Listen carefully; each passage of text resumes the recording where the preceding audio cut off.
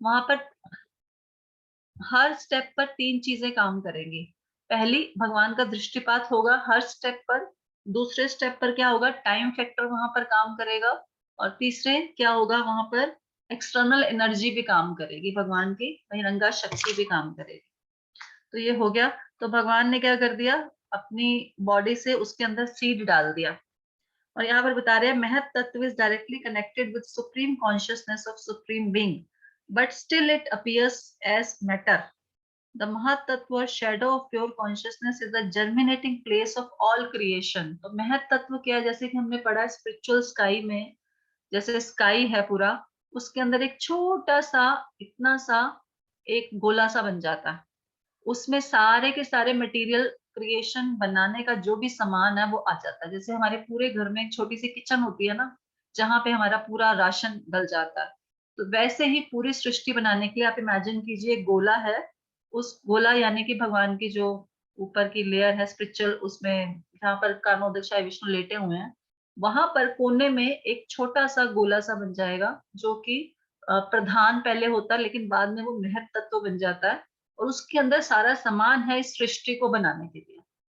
हर step पे भगवान अपना दृष्टिपात करेंगे और वो सृष्टि आगे बढ़ती जाएगी। तो यहाँ पर लिखा है, वैसे तो देखिए महत तत्व प्योर गुडनेस में होना चाहिए, सतोगुण में ही है, क्योंकि वो भगवान का ही एक पार्ट है।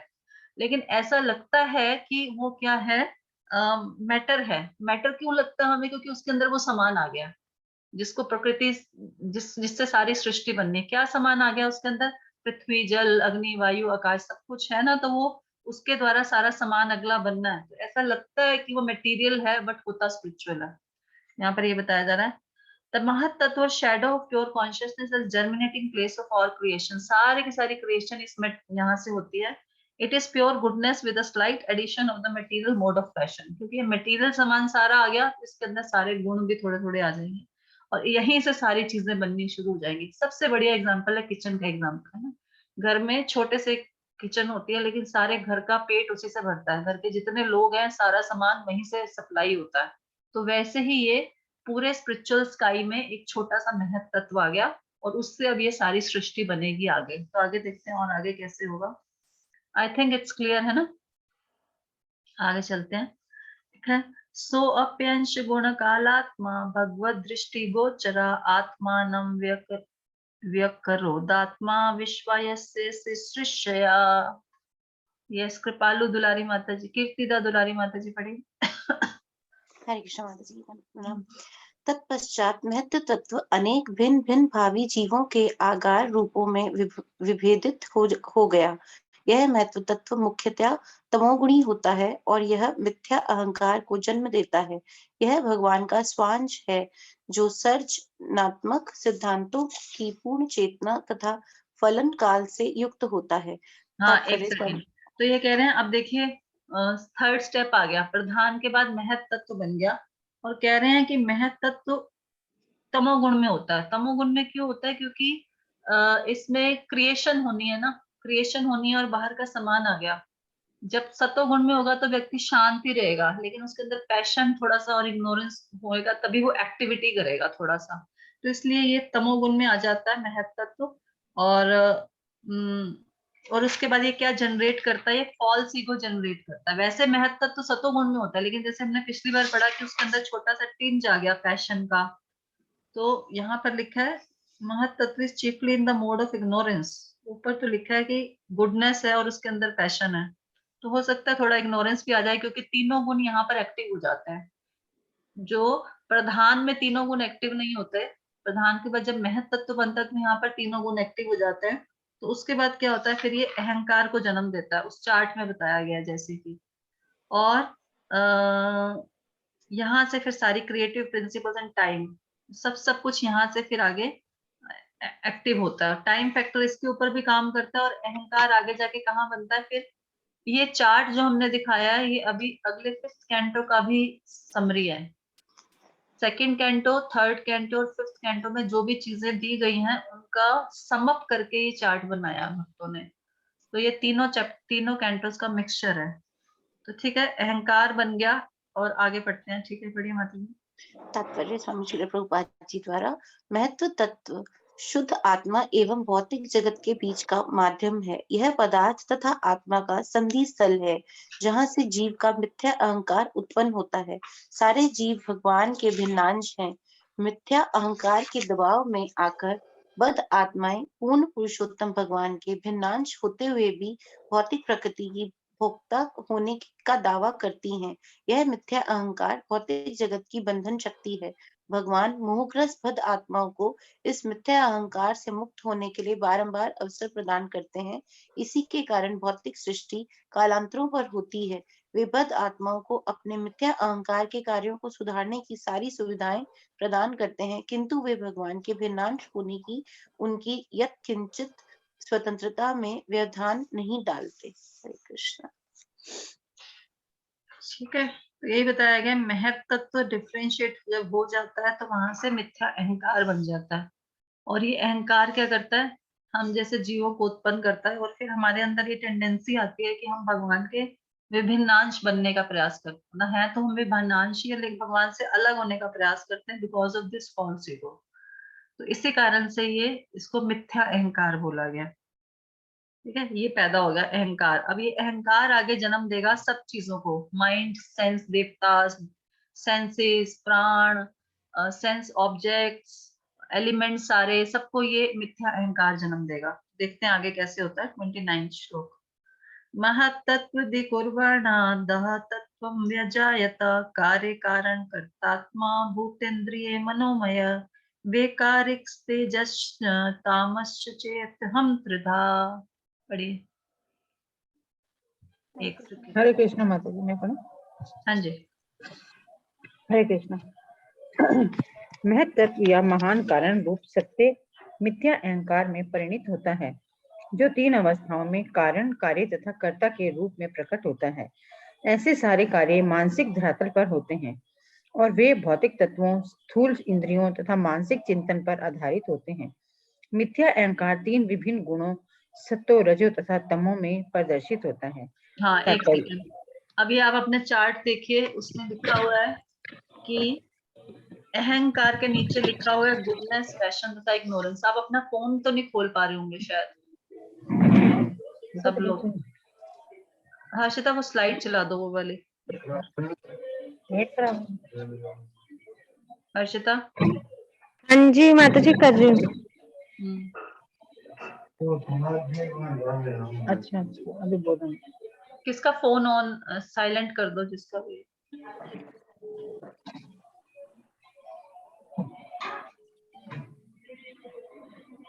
हाँ, ये देखिए, ये एक्चुअली हम उसमें नहीं बना पाए, लेकिन ये इसके ऊपर यहाँ पर अगर आप लिखोगे अहंकार लिखोगे या मिथ्या अहंकार लिखोगे तो उसके नीचे ये तीनों है। अभी तक महत तत्व के नीचे अहंकार बन गया था ना, तो यहाँ पर ऊपर अगर हम फॉल्स ईगो लिख दें तो फॉल्स ईगो तीन चीजों में डिवाइड हो जाती है। एक इसमें कर्ता, यहाँ पे लिखा ना, देखिए, महत तत्व transforms into false ego which is manifested in three phases: cause, effect and doer। इसमें देखिए cause क्या है, cause मतलब कारण। इसके ऊपर सिर्फ फॉल्स ईगो लिखने की जरूरत, अहंकार लिखने की जरूरत है। तो ठीक है, यहाँ से एक तो ये बन गया कॉज। कॉज का मतलब है कि कारण, क्रिया शक्ति बन जाती है यहाँ से। दूसरा क्या है, कॉज इफेक्ट। इफेक्ट क्या होगा इस कॉज के कारण, ये द्रव्य शक्ति इसका नाम है। अभी आप ये सारा पढ़ेंगे तब समझ में आएगा आगे। और उसके बाद कर्ता, डूअर, ज्ञान शक्ति। तो करने वाला कौन है, माइंड है एक तो, और जो देवता है, जो हमारी सेंसेस के स्वामी हैं, वो कारण हमसे कार्य कराते हैं सारे के सारे। इंसान को लगता है कि मैं कार्य कर रहा हूँ, लेकिन कराते ये लोग हैं, ये सेंस देवताज कराते हैं। तो ये अच्छा, कारण क्या है, कार्य किससे कराते हैं, ये सेंसेस से कराते हैं। सेंस के देवता इन सेंसेस से कारण कराते, काम कार्य कराते हैं। और प्राण होंगे तभी कार्य होगा, प्राण नहीं होंगे तो कार्य भी नहीं होगा। तो ये कॉज है, कारण है, ये कारण शक्ति है, ये क्रिया शक्ति बोलते हैं इसको। और इसको क्या बोलते हैं, ज्ञान शक्ति, क्योंकि ये कार्य कराते हैं तो ये ज्ञानी है, इनको पता है कि कार्य कैसे कराना है, तो ये कार्य कराते हैं, इससे कार्य कराते हैं। ये जब इससे कार्य कराते हैं तो क्या होता है, क्या बनता है, ये बनता है।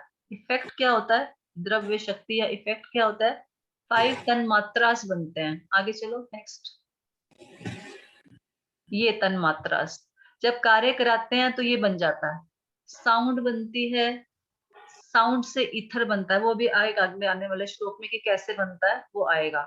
साउंड से ईथर बनता है, फिर टच से एयर बनती है, और ये सारा ऐसे फ्लो हो जाता है। साउंड से ईथर, फिर टच उसमें आ गया तो एयर बन गई, फॉर्म उसमें आ गई तो फायर बन गई, टेस्ट आ गया तो वाटर बन गई, स्मेल आ गई तो अर्थ बन गई। अर्थ में ये पांचों चीजें होती हैं, तो उनसे ये सारी चीजें बन जाती हैं। तो अभी यहाँ पर लिखा है, हटा दो। महत तत्व जो है फॉल्स ईगो में कन्वर्टेड होता है।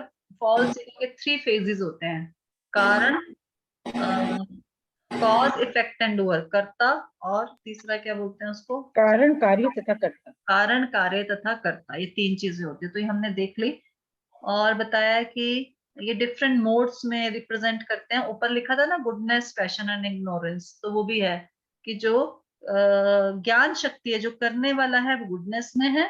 पैशन में कौन है? जिसके द्वारा काम कराया जा रहा है, वो पैशन में है। और जो करने के बाद जो रिजल्ट होता है, वो इग्नोरेंस, वो तो अपने आप ही प्रकट हो रहा है, उसको करने की या कराने की आवश्यकता नहीं हो रही, वो इग्नोरेंस में है। तो पढ़ते हैं आगे धीरे धीरे, उस चार्ट के हिसाब से हम समझ रहे हैं। आगे पढ़िए। हरे कृष्ण। तात्पर्य शिला प्रभुपाद जी के द्वारा, शुद्ध जीवात्मा अपने आदि आध्यात्मिक अस्तित्व में भगवान के नित्य दास के रूप में अपनी स्वाभाविक स्थिति से पूर्णतया सचेत रहता है। सारी आत्माएं जो ऐसी शुद्ध चेतनाओं में स्थित होती हैं, मुक्त होती हैं, अतः वे आध्यात्मिक आकाश में विभिन्न वैकुंठ लोकों में अनंत तथा ज्ञान में नित्य निवास करती हैं। जब भौतिक सृष्टि प्रकट होती है तो ये उनके निमित्त नहीं होती। नित्य मुक्त आत्माएं नित्य मुक्त कहलाती हैं, जिनका भौतिक सृष्टि से कोई वास्ता नहीं रहता। भौतिक सृष्टि उन विद्रोही आत्माओं के निमित्त है जो भगवान की अधीनता स्वीकार करने को तैयार नहीं होती।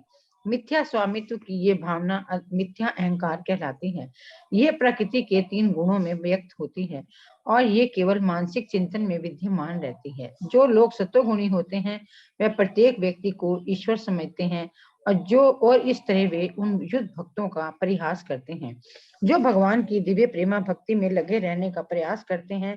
जो लोग रजोगुण के कारण गर्वित रहते हैं वे प्रकृति पर अनेक प्रकार से प्रभुत्व जताने का प्रयास करते हैं।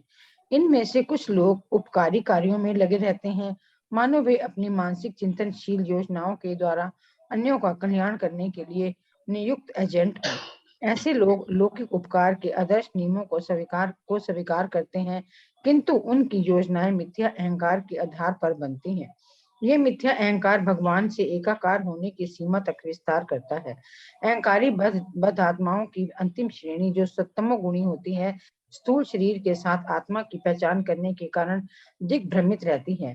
इस तरह उनके सारे कार्यकलाप केवल शरीर के चारों ओर केंद्रित रहते हैं। इन सारे व्यक्तियों को मिथ्या अहंकारवादी विचारों से खिलवाड़ करने का अवसर प्रदान किया जाता है, किंतु साथ ही भगवान इतने दयालु हैं कि वे उन्हें भगवत गीता तथा श्रीमद् भागवत जैसे शास्त्रों की सहायता लेने का अवसर प्रदान करते हैं, जिससे वे कृष्ण विज्ञान को समझ सकें और अपने जीवन सफल बना सकें।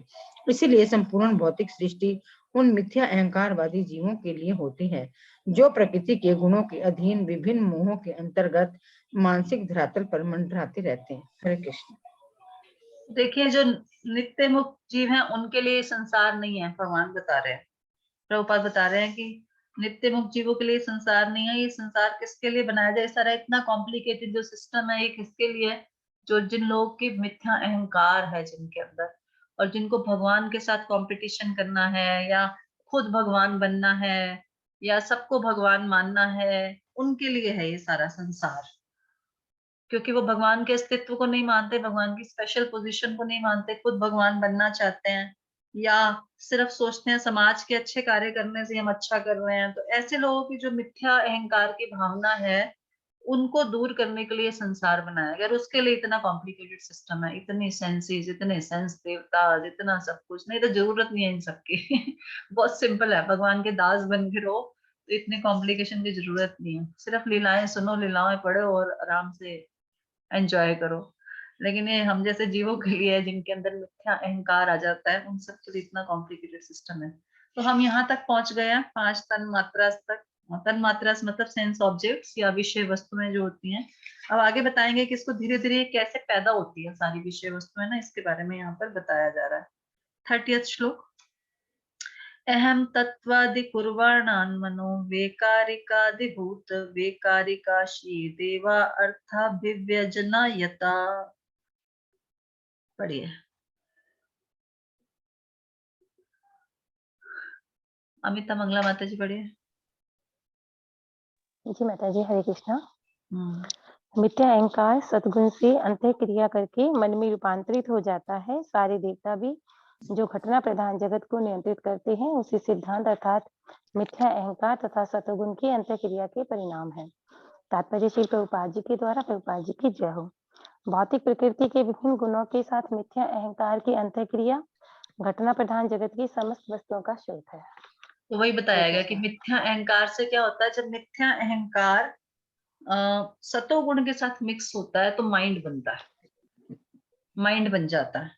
और माइंड के बाद क्या है, माइंड के साथ साथ क्या बनते हैं, सेंस देवता बन जाते हैं, डेमिगॉड्स बन जाते हैं जो हमारी सारी चीजों को कंट्रोल करते हैं। हमने उस चार्ट में बताया। तो वही भी चीज यहाँ पर बताई जा रही है कि मिथ्या अहंकार प्लस सतोगुण मिलकर क्या बनाएगा, माइंड, और जो सेंसेस के देवता हैं, इंद्रियों के देवता हैं, वो बना देंगे। तो ये चीज यहाँ पे बताई गई है। आगे पढ़ते हैं क्या लिखा है। तेजसानि इंद्रियाणि व ज्ञान कर्म मयानि च। यस, मैं पढ़ूं माता जी? पढ़िए। हरे कृष्ण माता जी। इंद्रिया निश्चय ही मिथ्या अहंकार जन्य रजोगुणों का परिणाम है। अतएव दार्शनिक चिंतन परक ज्ञान और काम कर्म रजोगुण के प्रधान उत्पाद हैं। हाँ, तो ये सेकंड जो हमने पढ़ा था, रजोगुण वाला पढ़ा था ना, उसमें जिसमें कि हम देख रहे थे 10 सेंसेस बन रही हैं, प्राण बन रहे हैं और 10 इंद्रियां बन रही है। तो इंद्रियों के देवता सतोगुण का प्रभाव है, लेकिन इंद्रियां खुद किसका प्रभाव है, रजोगुण का प्रभाव है। तो रजोगुण होगा क्योंकि इंद्रियां एक्टिव होती हैं, एक्टिविटी मतलब रजोगुण होगा, काम पैशन होगा तभी कोई व्यक्ति काम कर पाएगा।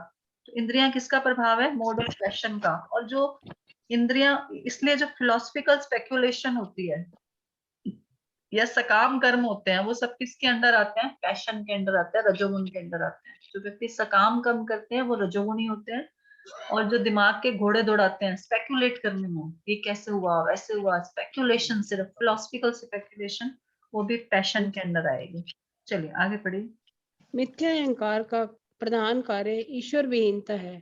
जब कोई व्यक्ति पूर्ण पुरुषोत्तम भगवान के नित्य अधीन अंश के रूप में अपनी स्वाभाविक वैधानिक स्थिति को भूल जाता है और स्वतंत्र रूप से सुखी बनना चाहता है, तब वह मुख्यतः दो तरह के कार्य करता है। सर्वप्रथम वह अपने निजी लाभ को इंद्रिय तृप्ति के लिए काम कर्म करने का प्रयास करता है, और दीर्घ काल तक ऐसे काम कर्म करते रहने के बाद वह हताश हो जाता है। तो वह दार्शनिक चिंतक बन जाता है और अपने आप को ईश्वर जैसे स्तर पर समझने लगता है। श्री भगवान से तदाकार होने पर वह मिथ्या विचार भ्रामक शक्ति माया का अंतिम पाश होता है, जो जीव को मिथ्या अहंकार के अधीन विस्मृति के बंधन में फंसा लेती है। मिथ्या अहंकार के पास से मुक्ति का सर्वोत्तम उपाय है परम सत्य के विषय में दार्शनिक चिंतन की आदत का परित्याग करना। मनुष्य को निश्चित रूप से जान लेना चाहिए कि परम सत्य का साक्षात्कार अपूर्ण अहंकारी व्यक्ति के दार्शनिक चिंतन द्वारा कभी नहीं हो सकता। परम सत्य का पूर्ण पुरुषोत्तम भगवान के साक्षात्कार जैसे प्रामाणिक अधिकारी से उनके विषय में विनय तथा प्रेम पूर्वक श्रवण किया जाना जाता है, जो 12 महाजनों में से एक है, जिनका उल्लेख श्रीमद् भागवतम में हुआ है। ऐसे प्रयास के द्वारा ही मनुष्य श्री भगवान की मोह माया शक्ति को जीत सकता है, यद्यपि अनन्यों के लिए दुर्लभ है, जिसकी पुष्टि श्रीमद् भगवत गीता 7.14 में हुई है। हरे कृष्ण माता जी। तो बता रहे हैं फॉल्स ईगो जब हमारे अंदर आ जाती है, अहंकार, तो उसका एक ही कार्य होता है, हमें भगवान से दूर लेके जाना। उसका एक ही पर्पस है कि व्यक्ति भगवान को भगवान ना माने और भगवान से दूर हो जाए, तो यही कार्य है। तो जब व्यक्ति ऐसा भूल जाता है तो वो इंडिपेंडेंटली हैप्पी होना चाहता है, खुश होना चाहता है, भगवान से अलग होकर खुश होना चाहता है। तो इसके लिए फिर वो सकाम कर्म करता है, सेंस ग्रेटिफिकेशन करना चाहता है, सकाम कर्म करता है, लेकिन एक स्टेज ऐसी भी आती है जब वो सकाम कर्मों से भी थक जाता है कि कार्य करो और फल मिले, कार्य करो और फल मिले, उससे भी थक जाता है कि ठीक है अब कितना चाहिए मुझे, और नहीं चाहिए। तो फिर वो क्या करता है, फिलोसफिकल स्पेक्युलेशन शुरू कर देता है। तब वो सोचता है कि चलो ऐसे करूंगा तो मैं भी भगवान बन जाऊंगा, क्योंकि इस संसार में तो अगर मुझे सब कुछ मिल गया तो मुझे इससे ऊपर का चाहिए, तो ऊपर का क्या चाहिए, अब अल्टीमेट में और क्या बचता है, भगवान ही बनूंगा मैं। तो व्यक्ति भगवान बनने का कहते तो ये माया का सबसे अंतिम पाश होता है कि व्यक्ति भगवान बनना चाहता है। आपने सुना होगा कितने सारे लोग स्वयं के नाम के आगे भगवान लगाते हैं, और वो अपने शिष्यों को भी कहते हैं मैं भगवान हूँ, मेरी पूजा करो, है ना, मेरे कुछ भी करोगे तो आपको लाभ मिलेगा। तो अपने साथ ही सबको वो जोड़ते हैं, तो वो अपने, क्योंकि वो अपने आप को भगवान मानना शुरू कर देते हैं। तो ये माया का सबसे अंतिम फंदा होता है व्यक्ति के ऊपर, और उसके बाद ऐसा पतन होता है, ऐसा पतन होता है कि व्यक्ति उठ नहीं पाता। तो ये सबसे डेंजरस है। और अच्छे भले लोग चल रहे होंगे, भक्ति कर रहे होंगे, कुछ कर रहे होंगे, लेकिन एक स्टेज में अगर भक्तों का संग नहीं होगा तो ये वाला उनको, ये माया उनके ऊपर इफेक्ट करती है कि अब तुम ही इतने बड़े हो गए, अब तो तुम्हें बहुत नॉलेज हो गई है, अब तो तुम्हें बहुत साधना भी बहुत अच्छी हो गई है, तुम कितना कितना जब बैठ कर, कल एक फोटो आई हुई थी कहीं पे, केदारनाथ में -3 डिग्री टेम्परेचर पे दो साधु बाबा बहुत कम वस्त्रों में सिर्फ कुपिन पहन के तपस्या कर रहे हैं। बर्फ बर्फ गिर रही है ऊपर से, लेकिन वो तपस्या कर रहे हैं। तो भयंकर तपस्या, तो जब कोई ऐसी भयंकर तपस्या भी करता तो भी उसको लगता है अब तो मैंने अपनी इंद्रियों पे, अपने शरीर पे, वातावरण पे, सबसे कब सब पे काबू पा लिया, अब तो मैं, ना मुझे ठंड लगती है, ना मुझे गर्मी लगती है, मुझे भूख भी नहीं सताती, मुझे कुछ भी नहीं, तो अब मैं भगवान हो गया। तो फिर इस तरह से व्यक्ति क्या होता है, माया के पाश में बन जाता है। तो लेकिन इस फॉल्स ईगो को दूर करने का केवल एक ही तरीका है कि जो प्रमाणिक गुरु हैं उनसे हम सुनते हैं, तो या जो 12 महाजन है उनकी वाणी जब हम सुनते हैं, उससे ही हमारा जो मिथ्या अहंकार है दूर होता है। अदरवाइज इस माया के उसमें आने से हम फंसे रह जाएंगे। तो माया को दूर करने का केवल यही उपाय है जो श्रीमद् भागवतम में महाजनों ने बताया है कि भगवान की सेवा करके या साधुओं से श्रवण करके उनके द्वारा ही केवल भगवान को समझा जा सकता है। अब हम अपने जितने भी दिमाग के घोड़े लगा दें, हमें कभी समझ में नहीं आएगा कि महत तत्व अहंकार में कैसे बदल गया। नहीं, किसी को समझ में आ रहा है ये किताब में लिखा है इसलिए ठीक है, ये बदल गया, ये माइंड बन गया, लेकिन अपने दिमागी घोड़े लगाओ तो किसी को कुछ, मतलब मुझे भी नहीं समझ में आ रहा कि कैसे बदल गया, क्यों हो गया, नहीं समझ में आएगा, क्योंकि फिलोसफिकल स्पेक्यूलेशन है मेरे लिए तो। हरे मुझे तो समझने का मन भी नहीं करता, इतना कॉम्प्लिकेटेड सिस्टम। हर्षिता गुरांगी बोल रही है। ठीक है, हमारा भी नहीं करता, बट हरे भागवत में कृष्ण लिखा माता है, जी। हमने पढ़ना है। तो हम जितने मर्जी अपने दिमाग के घोड़े दौड़ा लें, मैंने बड़े बड़े लोगों से भी पूछने की कोशिश की, बड़े बड़े जो हमारे भक्त हैं उनसे भी मैंने पूछने की कोशिश की इस क्रिएशन के बारे में, लेकिन वो लोग भी बहुत ज्यादा बात नहीं करते इस पे, क्योंकि वो भी इसमें इंटरेस्टेड नहीं होता है कि हमें क्या करना है इसको, क्रिएशन को इतना समझ के, हमें तो एप्लीकेशन को समझना है कि हमें क्या अप्लाई करना है, वो इम्पोर्टेंट है। तो वो भी इसको ज्यादा भाव नहीं देते कि ये कैसे बना, क्यों बना, बस लिखा है तो भगवान भागवतम में लिखा है तो ठीक है, इसलिए हम इसको पढ़ रहे हैं कि ऐसे है। लेकिन अपने दिमाग से सोचेंगे तो शायद ही हम इसको, पता नहीं, मैं तो नहीं समझ पा रही कि ये कैसे हो गया, हाँ लिखा तो ठीक है, लिखा हो गया होगा, दैट्स ऑल। ठीक है, तो इसी तरह से आगे चलते हैं। तो भगवान को सेवा से समझा जा सकता है, फिलोसफिकल स्पेक्यूलेशन से तो शायद हम कभी भी नहीं समझ पाएंगे। ये यहाँ पर बता रहे हैं 32वां श्लोक। तामसो भूत सूक्ष्माद्रियत स्वलिंगमात्मना। अब ये शुरू होता है कि कैसे एक चीज से दूसरी चीज बनती है, तो कोशिश करते हैं इसको समझने की। कौन पढ़ेगा? यस, हरे कृष्णा माता जी, मैं पर पढ़िए। आकाश ध्वनि का परिणाम है और ध्वनि अहंकारात्मक काम का रूपांतर विकार है। दूसरे शब्दों में आकाश परमात्मा का प्रतीकात्मक प्रतिनिधित्व है। तात्पर्य श्रील प्रभुपाद जी द्वारा। वैदिक स्थितियों में कहा गया है एतस्माद् आत्मना आकाश संभूता। आकाश परमात्मा की प्रतीकात्मक अभिव्यक्ति है। जो लोग रजो तथा तमो गुणों में अहंकारी है वे श्री भगवान की धारणा नहीं बना सकते। उनके लिए आकाश परमात्मा की प्रतीकात्मक अभिव्यक्ति है। हरे कृष्ण। अब यहाँ से थोड़ा सा दूसरा सिस्टम शुरू हो रहा है। यहाँ से ही बताया जाएगा कि एक प्रोडक्ट से दूसरा प्रोडक्ट कैसे बनता है। तो यहाँ पे बताया जा रहा है सबसे पहले साउंड उत्पन्न हुई, और साउंड कहाँ से उत्पन्न हुई? Sound is the transformation of egoistic passion. Passion, passion के द्वारा साउंड उत्पन्न हुई। अब ये बता रहे हैं मिथ्या अहंकार का जो पैशन वाला है क्रिया शक्ति, उसके द्वारा साउंड उत्पन्न हुई। अब मुझे नहीं पता ये कैसे उत्पन्न हुई, बट ये बता रहे हैं तो साउंड उत्पन्न हुई। और कह रहे हैं कि साउंड से स्काई बनता है, ध्वनि से आकाश बनता है। कैसे बनता है पता नहीं। Very simple. ध्वनि से कह रहे हैं आकाश बनता है। और इस तरह से बता रहे हैं कि स्काई जो है वो रिप्रेजेंट करता है भगवान को, क्योंकि साउंड कहाँ से आई है, अहंकार से आई है, और अहंकार ऊपर से ही आ रहा है, भगवान से आ रहा है सब कुछ ऊपर से। तो उसके बाद उससे स्काई बन गया, तो स्काई भी जो है, आकाश भी जो है, आकाश का मतलब समझते हैं ना, जो स्पेस है हमारे चारों तरफ, जो ईथर या स्पेस है ना, ऊपर जो खाली स्पेस है हमारे चारों तरफ, इस खाली स्पेस में अब हमें कोई फॉर्म तो नजर नहीं आ रही आकाश में, जैसे फॉर्म तो नहीं नजर, फॉर्म का मतलब आकार तो नहीं नजर आ रहा, नजर नहीं आ रहा ना। कोई टच की फीलिंग हो रही है, नहीं हो रही। कोई टेस्ट की फीलिंग हो रही है, नहीं हो रही। कोई स्मेल आ रही है आकाश से, कुछ नहीं आ रहा। लेकिन एक चीज है, आकाश में जब आकाश में बिजली कड़कती है तो ध्वनि जरूर होती है, सही है ना। तो सबसे पहला जो इंग्रेडिएंट वो है, वो जो पैदा हुआ वो है ध्वनि। और ध्वनि से आकाश आया, ये बता रहे हैं कि ध्वनि कहाँ होती है, आकाश में, ओपन स्पेस में होती है। तो ध्वनि से आकाश आ गया। अब हम इसको मान लेते हैं कि ध्वनि से आकाश आ गया। अब आगे बताएंगे आकाश से क्या होता है। नेक्स्ट चीज पैदा होती है आकाश के ऊपर, जब टाइम और एनर्जी पैदा होती है तो आकाश में टच सेंसेशन पैदा होती है, छूने की प्रवृत्ति पैदा होती है। नेक्स्ट श्लोक पढ़ते हैं, फिर इससे पता चलेगा। कालामायाश योगेन भगवद दीक्षिता नभतो अनुसृतम स्पर्शम विकुर्म त्रिमं मे अनिलम। पढ़िए, रमा सेविका माता जी पढ़िए। कृष्ण माता जी। तत्पश्चात श्री भगवान ने आकाश पर सनातन काल तथा बहिरंगी शक्ति से अंशतः मिश्रित दृष्टिपात किया और इस तरह स्पर्श की अनुभूति विकसित हुई, जिसे आकाश में वायु उत्पन्न हुई। तात्पर्य शिला प्रभुपाद जी द्वारा सारी भौतिक सृष्टियां सूक्ष्म से स्थूल बनती है, संपूर्ण ब्रह्मांड इसी तरह से विकसित हुआ है। आकाश से स्पर्शानुभूति विकसित हुई, जो सनातन काल, बहिरंगी शक्ति तथा श्री भगवान के दृष्टिपात का मिश्रण है। यह स्पर्शनानुभूति आकाश में वायु के रूप में विकसित हो गई। इसी तरह अन्य सारे स्थूल पदार्थ भी सूक्ष्म से स्थूल में विकसित हुए। ध्वनि आकाश में, स्पर्श वायु में, रूप अग्नि में, स्वाद जल में तथा गंध पृथ्वी में विकसित हुई। हरे कृष्ण।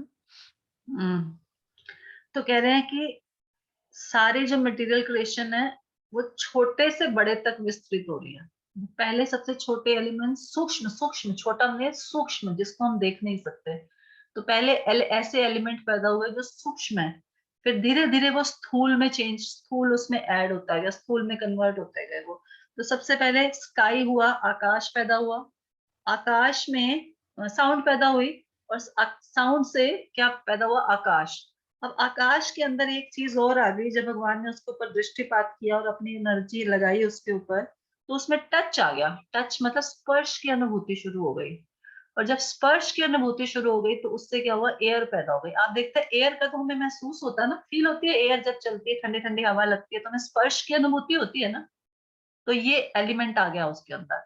और जब ये स्पर्श का एलिमेंट आ गया तो एयर, एयर हो गई, एयर पैदा हो गई। तो हमने आपको चार्ट दिखाया था अभी, वो चार्ट में था, मैं आपको व्हाट्सएप कर देती हूँ, आप देख सकते हो उस पे।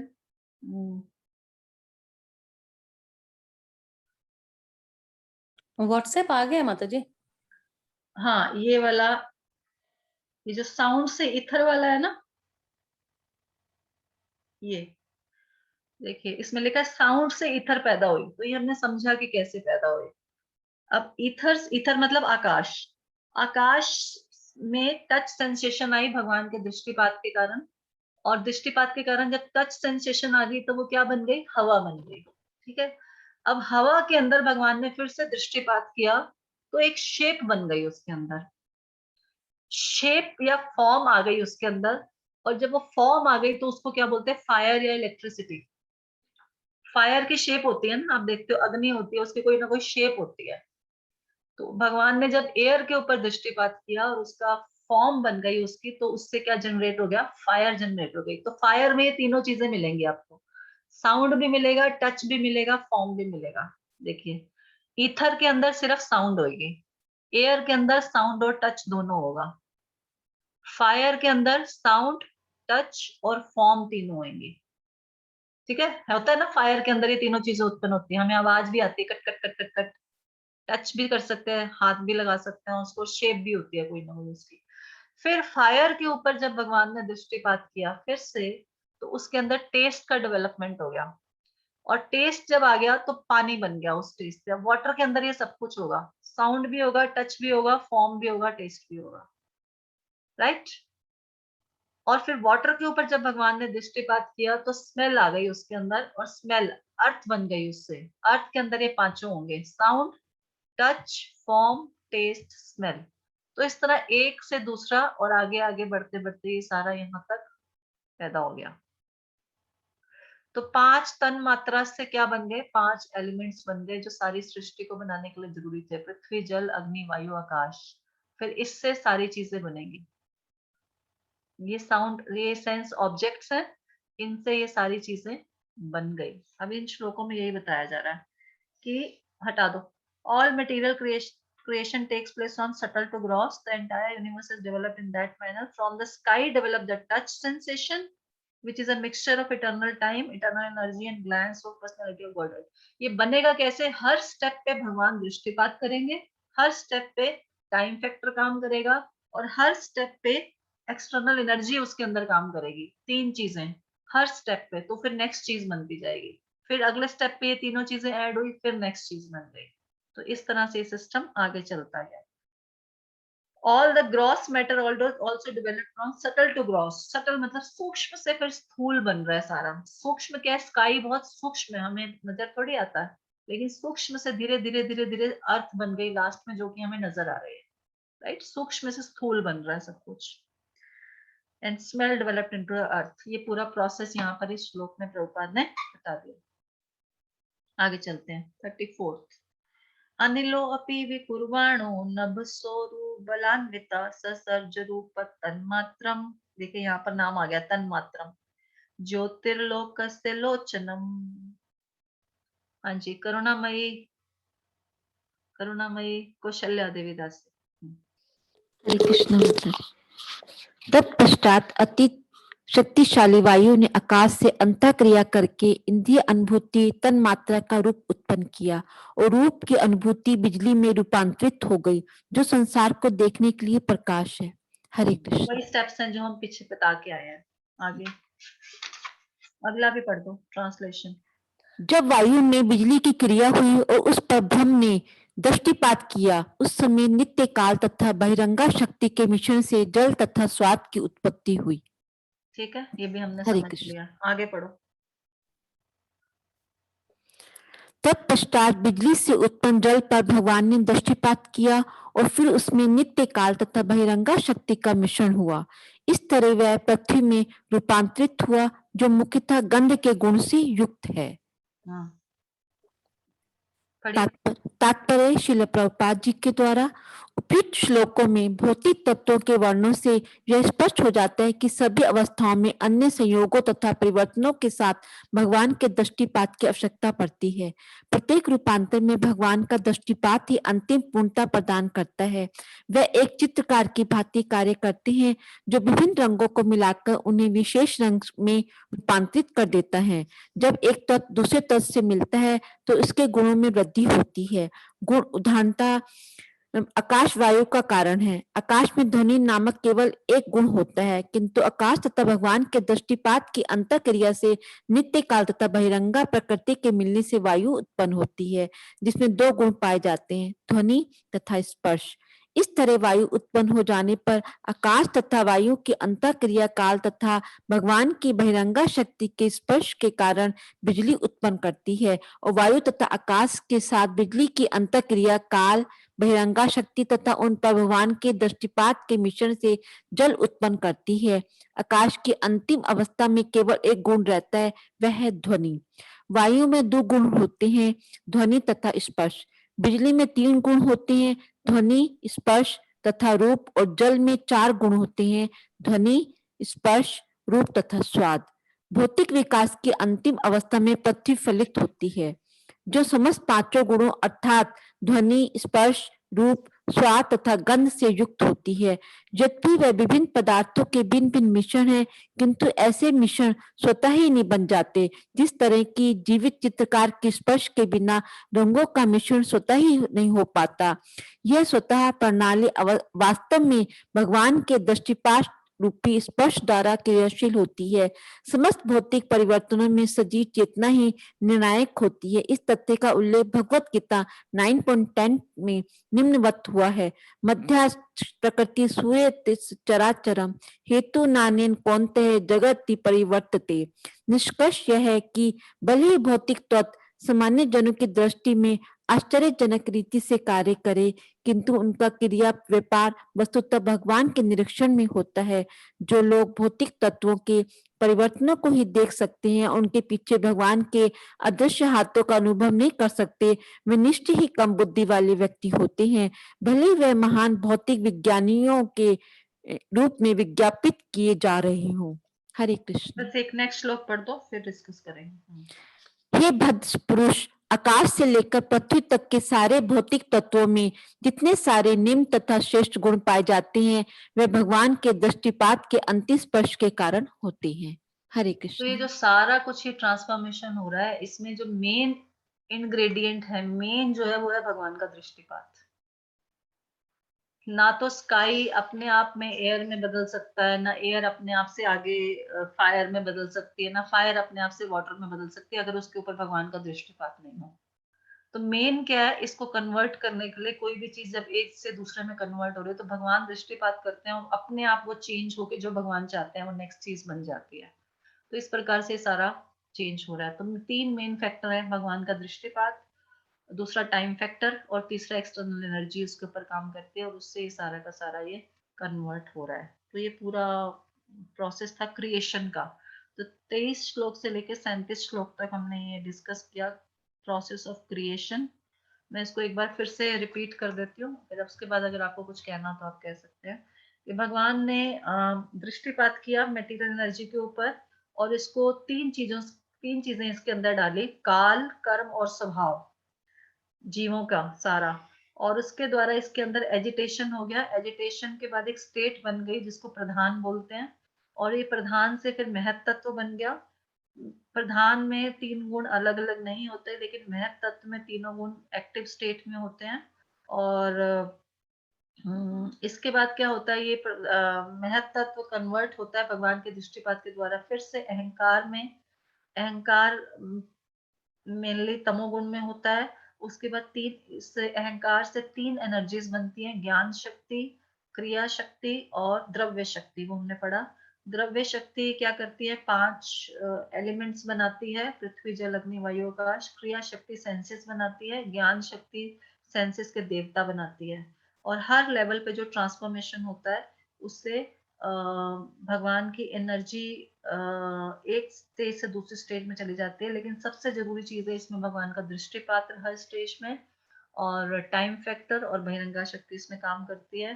तो साउंड होती है, भगवान सबसे पहले साउंड क्रिएट करते हैं, साउंड ईथर में कन्वर्ट होता है। ईथर में जब टच सेंसेशन आती है तो एयर बन जाती है, एयर में फॉर्म सेंसेशन आती है तो फायर बन जाता है, फायर में टेस्ट डेवलप होता है तो वाटर बन जाता है, वाटर में स्मेल होती है तो अर्थ बन जाती है। इस तरह से एक के बाद ये हो जाता है। ये वाला सेक्शन यहाँ पे खत्म होता है। किसी को कुछ कहना तो कह सकते हैं। समझ आया नहीं आया मुझे नहीं पता, बट जो कोई कहना चाहे कुछ कह सकता है। हाँ जी माता जी, एक बार जो हमने पहले क्रिएशन पढ़ा था वो परीक्षित महाराज को सुखदेव जी बता रहे थे, और पहले अभी वाला।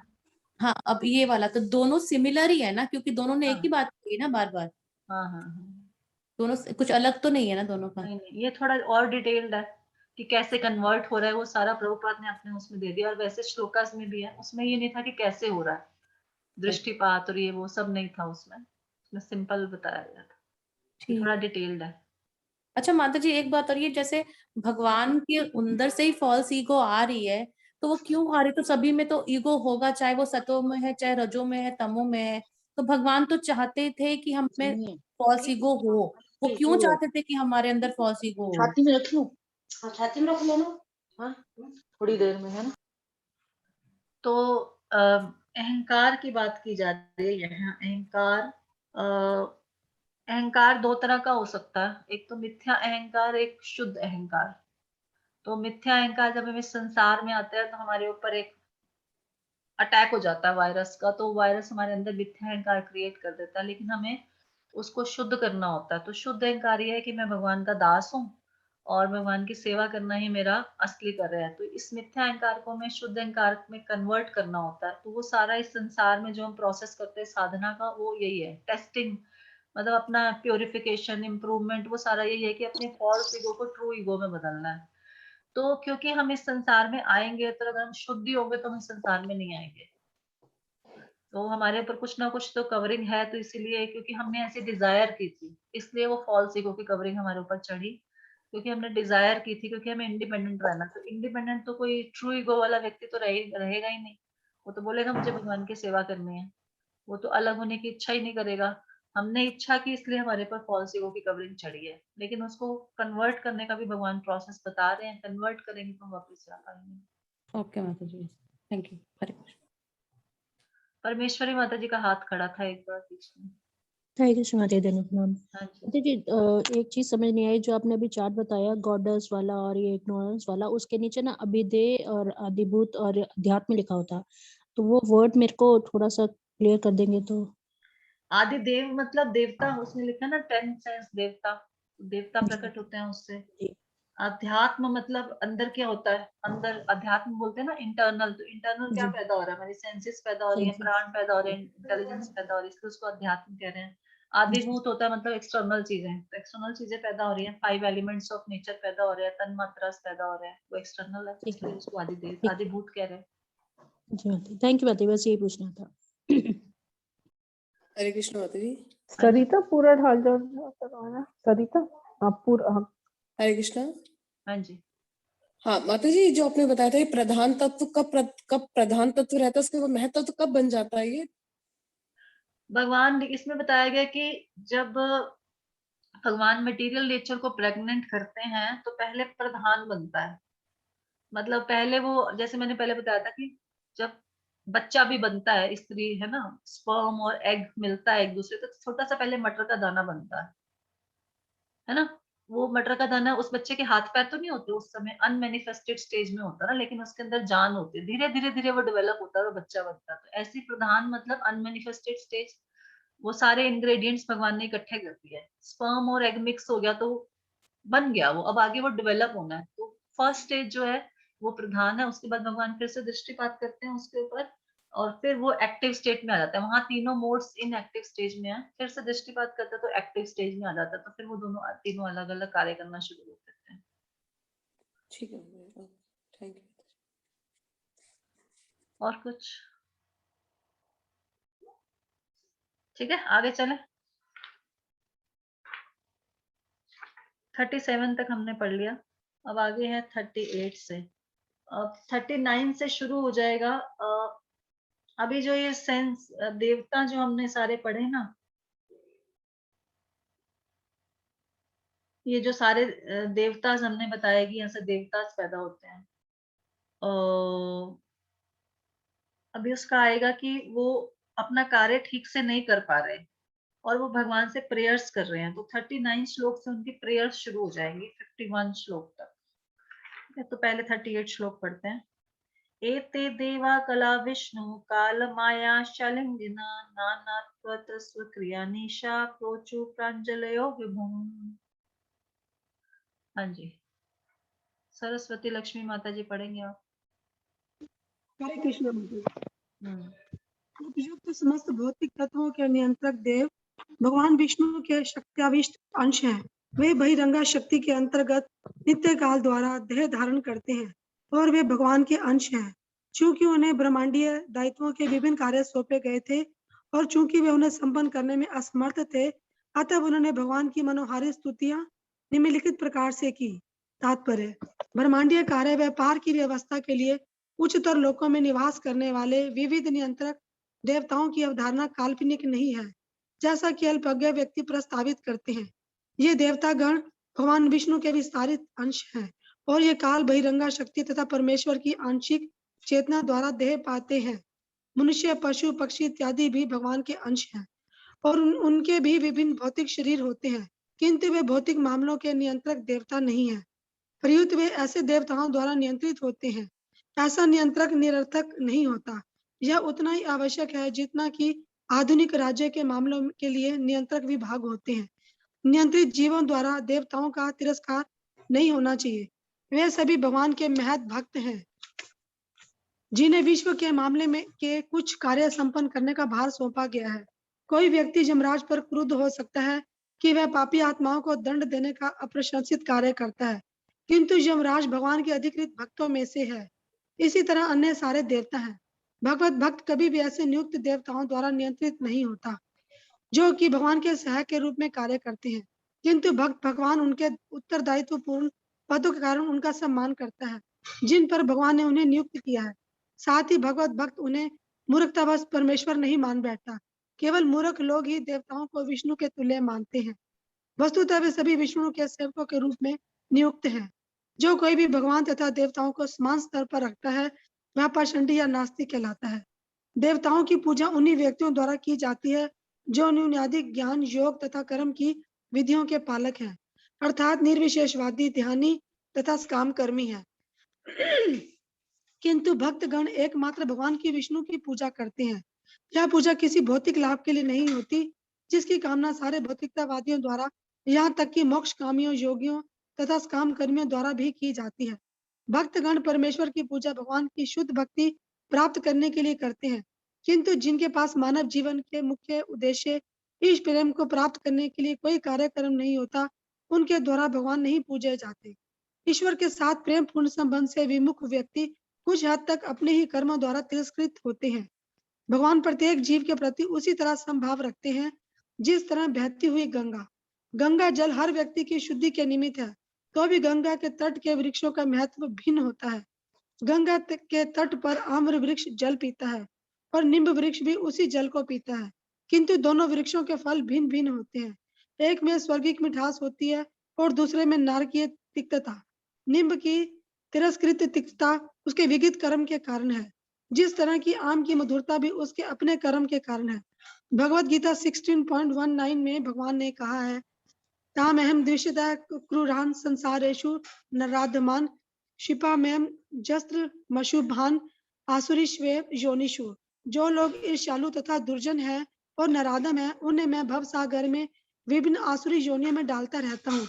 यमराज जैसे देवता तथा अन्य नियंत्रक उन अवांछित बद आत्माओं के लिए हैं जो ईश्वर के साम्राज्य की शांति भंग करने में सदैव लगे रहते हैं। चूंकि ये सारे देवता भगवान के विश्वास भक्त सेवक हैं, अतएव इनका कभी भी तिरस्कार नहीं किया जाना चाहिए।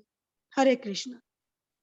तो वो सारा खत्म हो गया, तो अब यहाँ पे क्या शुरू हो रहा है कि अब भगवान ने इतनी क्रिएशन कर दी, उस क्रिएशन को मेंटेन करने के लिए भी तो लोग चाहिए ना। तो भगवान ने किसी किसी को अपॉइंट कर दिया कि चलो आप अग्नि का डिपार्टमेंट संभालो, आप पानी का डिपार्टमेंट संभालो, आप है ना वायु का डिपार्टमेंट संभालो।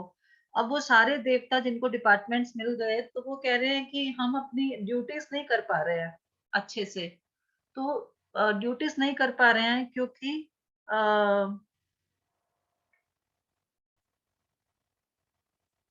हाँ, इसलिए वो भगवान से प्रेयर्स कर रहे हैं कि आप हमें कृपा कीजिए ताकि जो आपने हमें ड्यूटी दी है वो हम ड्यूटीज कर पाए। तो यहाँ से आगे से उनकी प्रेयर्स शुरू हो जाएंगी। लेकिन प्रभुपाद उसमें क्या बता रहे हैं परपट में कि जो कम बुद्धि वाले लोग होते हैं वो क्या करते हैं, जो ये भगवान ने एजेंट्स अपॉइंट किए हैं उन्हीं को भगवान समझ के उनकी पूजा करनी शुरू कर देते हैं और फिर वो धोखे में आ जाते हैं। तो ये सिर्फ अपॉइंटेड वहाँ पे लोग हैं, पोस्ट पे है ये सारे लोग, तो इनकी पूजा करने की ज्यादा आवश्यकता नहीं है क्योंकि इनको तो नौकरी करनी है। एक सेकंड। तो जो ये लोग होते हैं इनको तो जॉब करनी है वहाँ पे, क्योंकि इनको अपॉइंटमेंट हुआ है वहाँ पे। तो ड्यूटी या सेवा किसकी करनी चाहिए? परम भगवान विष्णु की करनी चाहिए। तो अब ये सारे के सारे लोग क्या करेंगे, भगवान से प्रार्थनाएं करनी शुरू करेंगे। तो नेक्स्ट उसमें प्रार्थनाएं शुरू हो रही हैं 39। हरे कृष्णा माता जी। हाँ जी माता जी, मुझे एक कंफ्यूजन है। जैसे भगवान भगवत गीता में बोलते हैं कि आपको जिसमें विश्वास हो आप उनको करो, मैं उन्हीं में आ जाऊंगा। तो फिर ऐसा क्यों बोलते हैं? मतलब ऐसा भगवान ऐसा नहीं कहते कि मैं वही उसी में आ जाऊंगा, ऐसा तो भगवान ने नहीं बोला। भगवान ने बोला वो भी मेरे पार्ट एंड पार्सल है। अगर आप उनकी पूजा कर रहे हो तो आप एक तरह से मेरी ही पूजा कर रहे हो, लेकिन अविधि पूर्वक कर रहे हो। भगवान ने वर्ड यूज किया वहां पे कि आप उनकी ही पूजा कर रहे हो लेकिन अविधि पूर्वक कर रहे हो। ऐसा नहीं कि आपकी पूजा वेस्ट जाएगी, क्योंकि देवता लोग वो पूजा स्वयं स्वीकार नहीं कर सकते, उनको अंततः भगवान को देनी पड़ती है। इसीलिए हर यज्ञ में आप कहीं भी देखोगे विष्णु को आहुतियां दी जाती हैं हमेशा। बाद हाँ में जी सब माता कुछ जी। आहुति विष्णु को दी जाती है, चाहे कि आप कुछ भी किसी भी प्रकार का यज्ञ कर लो। तो भगवान उन लोगों के लिए कह रहे हैं, कंसोल करने के लिए, कहीं अगर आप उनकी पूजा कर रहे हैं तो आपकी श्रद्धा को मैं उसी में डाल देता हूँ, क्योंकि अगर आप ऐसा ना हो कि कहीं श्रद्धा विहीन ही हो जाओ। अब मैं आपको बोलूं कि आप उसकी पूजा भी मत करो, आप किसी और की भी पूजा मत करो, तो आप कहीं के भी नहीं रहोगे, सब कुछ छोड़ दोगे, नहीं नहीं मुझे तो कुछ भी नहीं करना। इसीलिए कर्म कांड होता है, जो देवी देवताओं की पूजा होती है इसको कर्म कांड बोलते हैं। ये उन लोगों के लिए होता है जिनकी बुद्धि बहुत ज्यादा विकसित नहीं है, जो परम भगवान को नहीं समझ सकते। उनको एक हायर अथॉरिटी के प्रति नतमस्तक करने के लिए देवी देवता की पूजा शुरू की जाती है कि चलो आपको कुछ ना कुछ लाभ मिलेगा वहां से। आप देवी देवता की पूजा करोगे तो लाभ मिलेगा, तो लाभ के कारण ही, है ना। बच्चे को कोई चॉकलेट दोगे तभी वो कुछ काम करने को तैयार होता है ना, ये कर दो बेटा, ये करूंगी।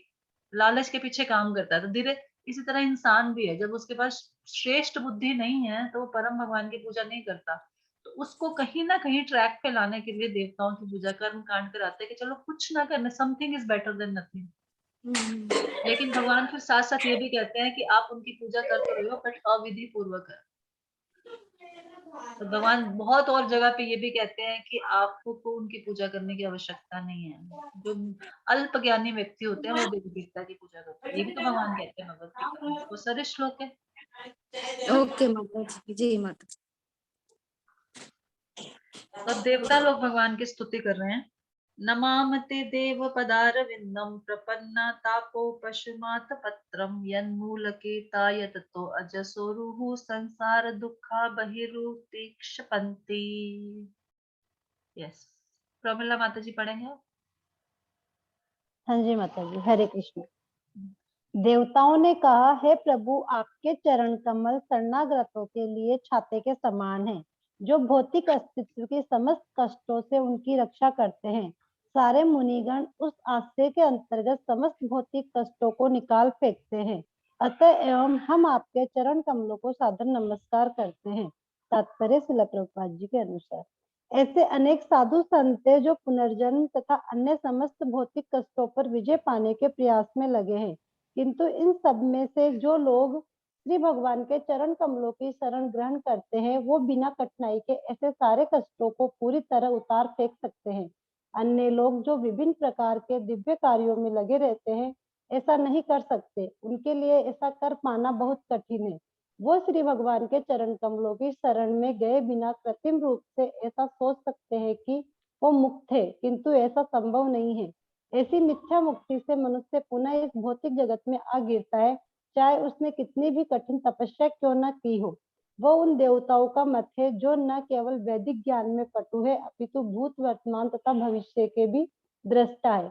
देवताओं के मत महत्वपूर्ण है क्योंकि देवता ही ब्रह्मांड की व्यवस्था संबंधी कार्य व्यापार का पदभार संभालने हेतु प्राधिकृत होते हैं।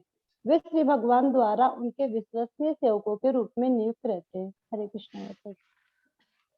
तो श्लोक में क्या बताया जा रहा है कि भगवान आपके जो चरण कमल है वो कैसे हैं, छाते की तरह हैं, और उन जो भी आत्माएं आपके शरण में आती हैं उनको शेल्टर देते हैं, और सारी की सारी जो मिजरीज हैं, कष्ट हैं, वो दूर हो जाते हैं। तो जैसे बारिश आ रही हो, छाते की शरण ले लो तो सारी बारिश से डर दूर हो जाता है। इसी प्रकार जब भगवान के चरण कमलों का आश्रय ले लो तो सारे प्रकार के जो अनर्थ हैं, कष्ट हैं, उन सबसे क्या हो जाता है, छुटकारा मिल जाता है। तो ये पहली प्रार्थना उनको वो कर रहे हैं। आगे 40th। धात यदस्मिन् भव ईश जीवा सता पत्रयेणाभिहता न शर्म आत्मन लभन्ते भगवत वाग्रभे च छाया सविद्या मत आश्रयेम। यस, अर्जुन सिंह माता जी, क्या नाम है आपका? अनम्यूट नहीं होता आपका। अनम्यूट नहीं होता। कोई बात नहीं, रहने दीजिए। ओके, गायत्री भावना माता जी आपने पढ़ लिया? हो गया माता जी। हरे कृष्ण माता जी। हाँ पढ़िए पढ़िए।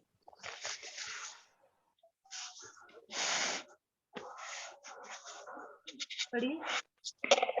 हरे कृष्णा। हे पिता, हे प्रभु, हे परमेश्वर, इस भौतिक संसार में जीवों को कभी कोई सुख प्राप्त नहीं हो सकता, क्योंकि वे 3 प्रकार के कष्टों से अभिभूत रहते हैं। अतएव वे आपके उन चरण कमलों की छाया की शरण ग्रहण करते हैं, जो ज्ञान से पूर्ण है, और इसलिए हम भी उन्हीं की शरण लेते हैं। तात्पर्य श्री शील प्रपाद द्वारा। भक्ति में सेवा की विधि न तो भावनात्मक है न लौकिक। यह सत्य का मार्ग है, जिससे जीव 3 प्रकार के भौतिक दुखों से छुटकारा पाने का दिव्य सुख प्राप्त कर सकता है। शरीर तथा मन से, अन्य जीवों से तथा प्राकृतिक आपत्तियों से पैदा होने वाले दुख भौतिक अस्तित्व द्वारा बद्ध कोई भी जीव, चाहे वह मनुष्य हो, पशु हो, देवता हो या पक्षी, उसे आध्यात्मिक, शारीरिक या मानसिक, आधि भौतिक अन्य जीवों द्वारा प्रदत्त तथा आधि वैदैविक दैवी उत्पादों के फलस्वरूप कष्ट भोगने पड़ते हैं। उसका सुख बद्ध जीवन के कष्टों से मुक्त होने हेतु कठिन संघर्ष के अतिरिक्त और कुछ भी नहीं होता, किंतु उसकी रक्षा का एक ही उपाय है, और वह है पूर्ण पुरुषोत्तम भगवान के चरण कमलों की शरण ग्रहण करना। यह तर्क है कि उचित ज्ञान प्राप्त किए बिना मनुष्य भौतिक कष्टों से मुक्त नहीं हो सकता। इस संदिग्ध रूप से सत्य है, किंतु श्री भगवान के चरण कमल दिव्य ज्ञान से पूर्ण होते हैं। अतः उनके चरण कमलों को स्वीकार करने से उस आवश्यकता की पूर्ति हो जाती है। इसकी व्याख्या हम प्रथम स्कंद 1.2.7 में कर चुके हैं। वासुदेवे भगवती भक्ति योग प्रयोजित जन यत याशु वैराग्यम ज्ञानम च यद हेतुकम। भगवान वासुदेव की भक्ति में ज्ञान का अभाव नहीं है। वे भक्त के हृदय में से अज्ञान रूपी अंधकार को दूर करने का भार अपने ऊपर ले लेते हैं। इसकी पुष्टि उन्होंने श्री भगवत गीता 10.10 में की है। तेषां सतत युक्ताना भजन्ता प्रीतिपूर्वकम ददामि बुद्धि योगम येन मामुपयान्ति ते। अनुभव जन्य दार्शनिक चिंतन मनुष्य को भौतिक अस्तित्व के 3 कष्टों से छुटकारा नहीं दिला सकता। अपने आप को श्री भगवान को समर्पित किए बिना केवल ज्ञान के अनुशीलन में लग जाना मूल्यवान समय का अपव्यय मात्र है। हरे कृष्ण। तो भगवान की शरण में जाना सबसे इम्पोर्टेंट काम है। तो जो व्यक्ति इस संसार में 3 तापों से त्रस्त है, वो कभी भी खुश नहीं हो सकता। इसलिए देवता लोग क्या कहते हैं कि हम उस भगवान के चरणों का आश्रय लेते हैं, जो कि हमें इन तीनों तापों से मुक्त कर सकते हैं, और जो फुल ऑफ नॉलेज है। हमें अलग से ज्ञान प्राप्त करने की आवश्यकता नहीं है। भगवान के चरण कमलों का आश्रय लेंगे तो स्वयं ही हमें वो ज्ञान प्रकट हो जाएगा। दिव्य ज्ञान हृदय प्रकाश है।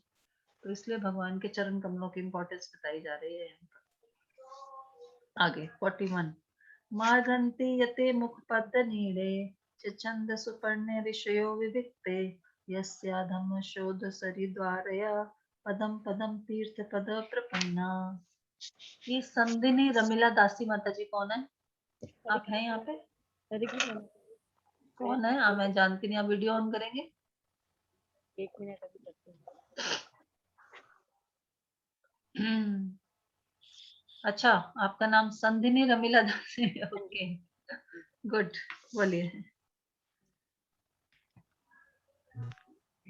श्री भगवान के चरण कमल स्वयं ही समस्त तीर्थ स्थलों के आश्रय हैं।